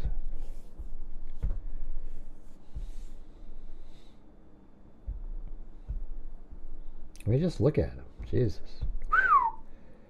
You know, it's weird. You look at that picture.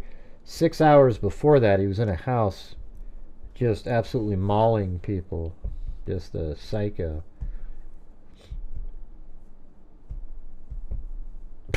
Mrs. Kober.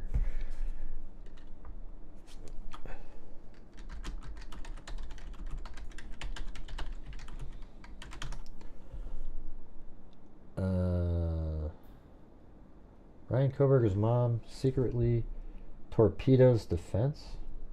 When was this? That's what Nancy Grace said. What's that story? Never heard of that one. Ruining his defense. Family Insider claim it's actually Brian's mother, Marion Koberger, Maryann. Marianne. So Marianne, Maryann, who encouraged him to plead not guilty. Apparently, she thinks he should fight the charges. Well, how's that torpedoing his defense? Pleading guilty is no defense. Why do people word stuff like that? What is Esther?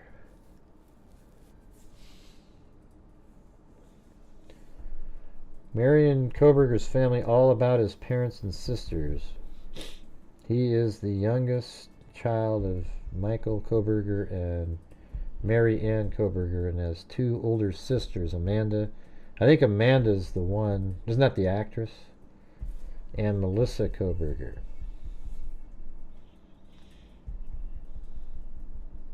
Yeah, but one of them apparently was so freaked out and thought, man, I think he could have done. They all started searching his car, but that was all in the Dateline. Yeah, I said that, Pamela. I said it out loud.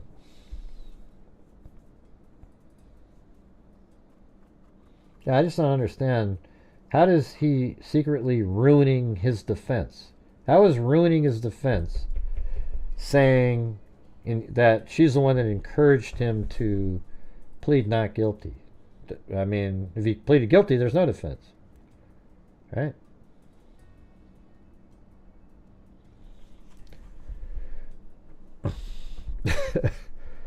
They had one kid too many. You got that right. That just moments before the picture, he was... Oh, yeah. I think we're on a long delay, Esther. So sometimes I say something and then I say three more things, and then somebody's commenting to the thing that I said 3 comments before. Now let's do a test right now. I'm going to count to... Hey, thanks a lot, Alan. McMahon, the legendary pro-burger viewer. He's not a pro-burger. He is a, what do you call it? He's got pro-burger insights. He watches all of them. And he just can't believe the stuff that they say. He always reports in. Great, did you see the latest?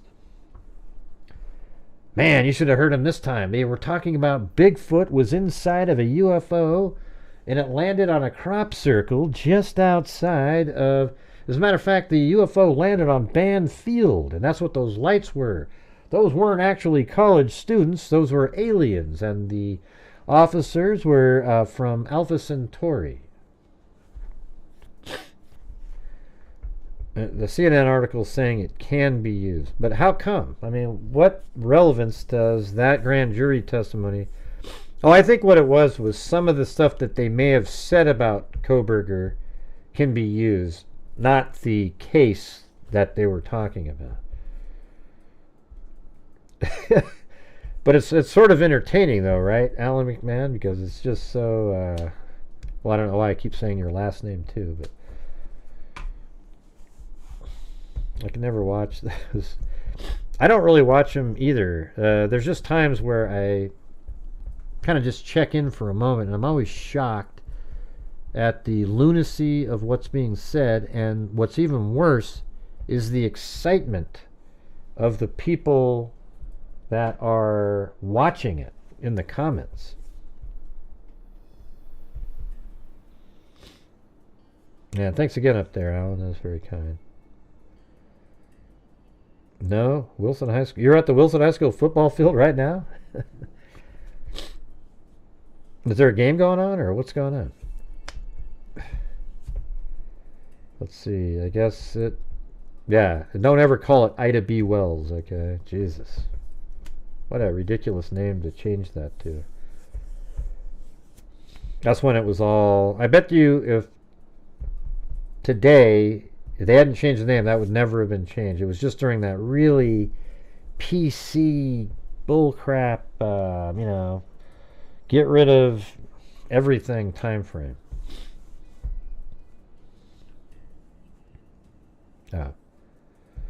Let's see. I get too upset by those people. I had to stay off. No, but it's just, you know what, the thing that's amazing is how many people believe those things. I mean, some of the stuff we're talking about, we're speculating, we're, really narrowly, though, if you think about it, we're using the facts of the case and then thinking through it and speculating, using the facts to guide. But when you start, I came up with a line years ago. I think this is really kind of a reality, is that you got to fill the box. When people say, think outside the box, Gray. And I do think outside the box. But what I do is I fill the box with facts first, and then I think outside of that box. So the facts that were in the box guide me to the speculation, and that's thinking outside of a box that's going to be more rational. If you just start thinking outside of a box from a position of just randomness, you have almost no chance of being accurate or in any way, shape, or form. But yeah, it scares me, the comments. Oh, this is like, especially the clown. Like, there's literally a clown that makes YouTube videos on this case. And these people, and it's always the craziest conspiracies. There was a tunnel underneath the house, and it's just the craziest things you've ever heard. And then the people in the comments are going, wow, this is so great. Oh. And I'm just thinking to myself, isn't a clown, like a literal clown with the makeup on and everything, isn't that the last person that you would assign credible thoughts to? You would think so, wouldn't you?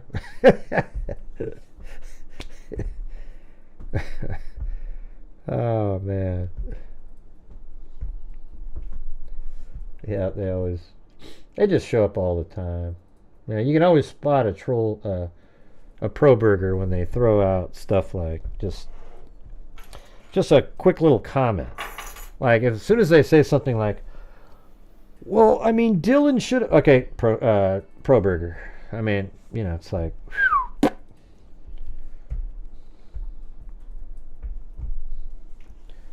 this is the problem with watching some of the... Is he still doing it? Alan, I haven't watched that guy for a long time, but I'm sure the UK guy is still just pumping them out, though, huh? Yeah, he spends a lot of time on that makeup.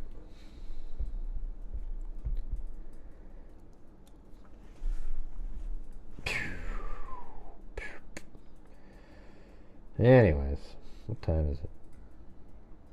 Oh,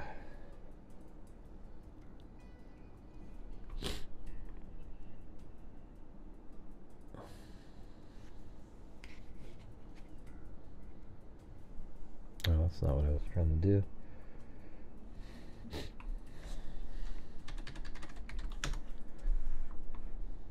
Yeah, this one has a lot of fans. I always wonder, I mean, would these people literally let Koberger stay overnight at their house? Because if they think this guy is completely innocent, why not? I mean, my God, he's just being railroaded. I bet you if you told one of these clowns out there, listen, you don't believe he did it, so here's what we'll do. We'll let him free if you let him stay at your house for a month. Every one of them would say, well, I mean, I think he's, I didn't say he was absolutely innocent. I just think, okay, well, you did a minute ago, but now that we've changed it up a little bit, you're wishy-washy. I say the same thing with judges. Like, if you said a judge is going to let an offender out, for example, a violent offender, and if you told the judge, yeah, well, that's absolutely fine, but he has to stay at your house for the first month, and then he'll go out on the streets because you've deemed him safe for everybody, right? And I bet you immediately the judge would go, well, I mean, did I say that he could get out now. I meant like in another 2 years we'll do some studies again. Right. Because they don't care. They're in these gated communities and they throw them out on the rest of the people, and then the rest of the people have to suffer the consequences. Yeah. How the pro-burger state... Let's see. Oh yeah, amazes me how the pro-burgers state they are not, but every video they post are pro-burger videos. Fair enough, but they will not admit to being pro-burgers. They are simply middle of the road. Yeah, they're not though. Yeah, because every video they make never talks about, wow, this looks pretty damning, you guys. This doesn't look good.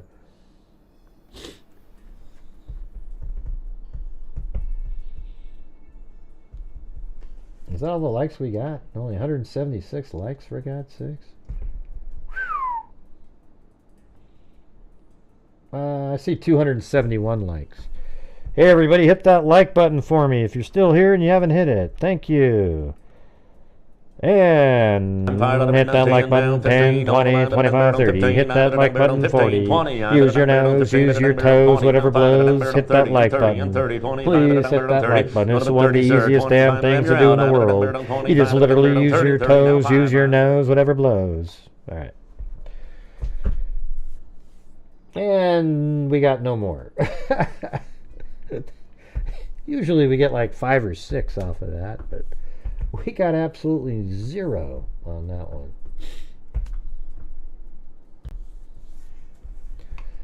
Alright, anyways, I've been on there for 3 hours and 47 minutes.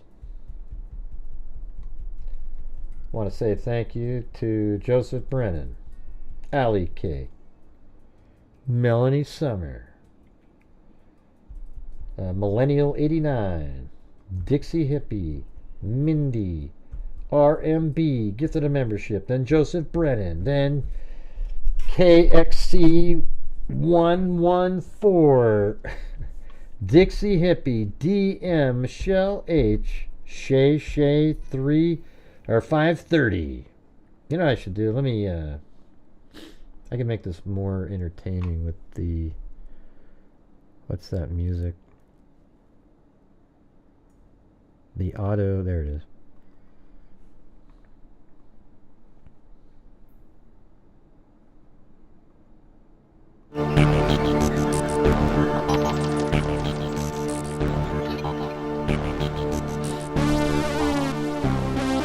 That's right, everybody. Thank you to Shay 530, Dixie Hippie, Zozo, Suzef, Tamran 127, T Moral 3, Shamo, Florence White, Ashley Yeager, as in Jägermeister, RJ, Deidre Gambrel, Shamo, We Say Howdy Here gifted 5 memberships. Then Deidre Gambrel gifted a membership. Then Zozo said his BK Papa Roger. Then we had Alley Cat, Patsy P, Sandy Shirley, then Key, then Lisa L gifted a membership. Then Elizabeth Brown is a new member.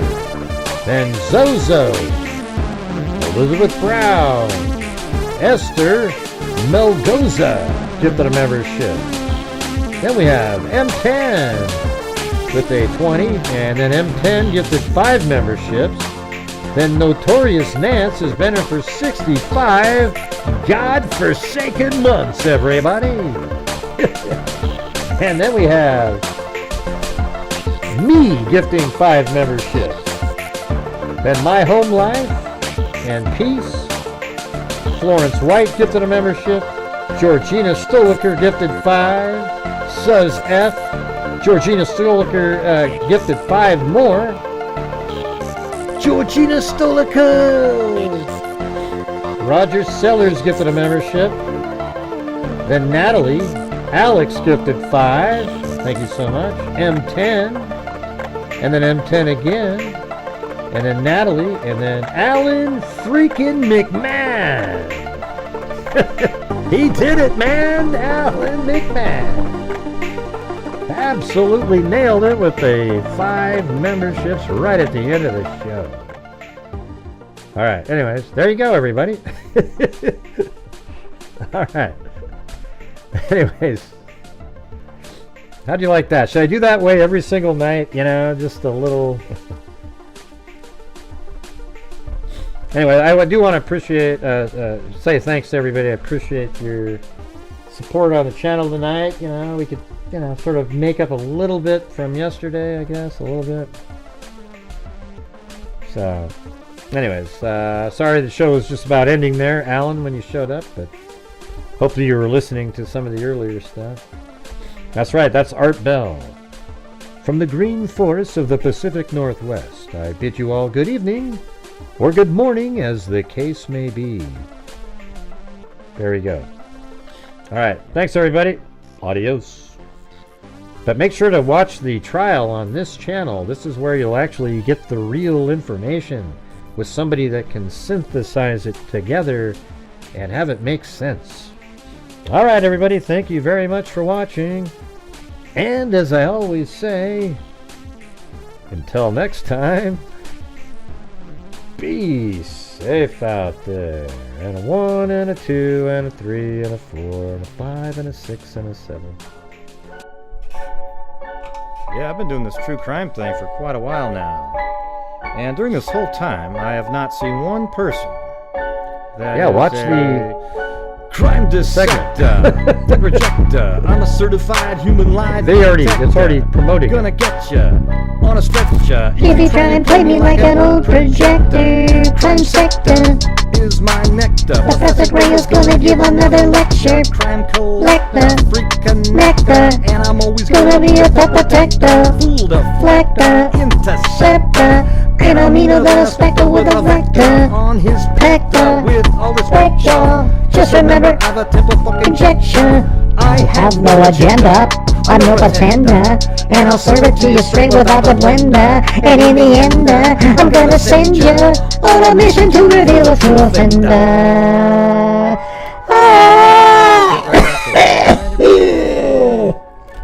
What the hell was that, Mary Lou?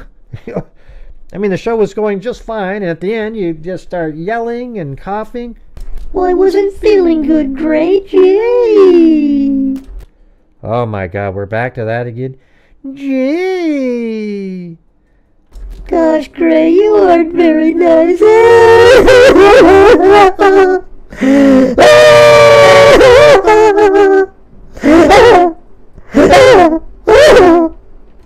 What the hell is that? Are you upset, Mary Lou?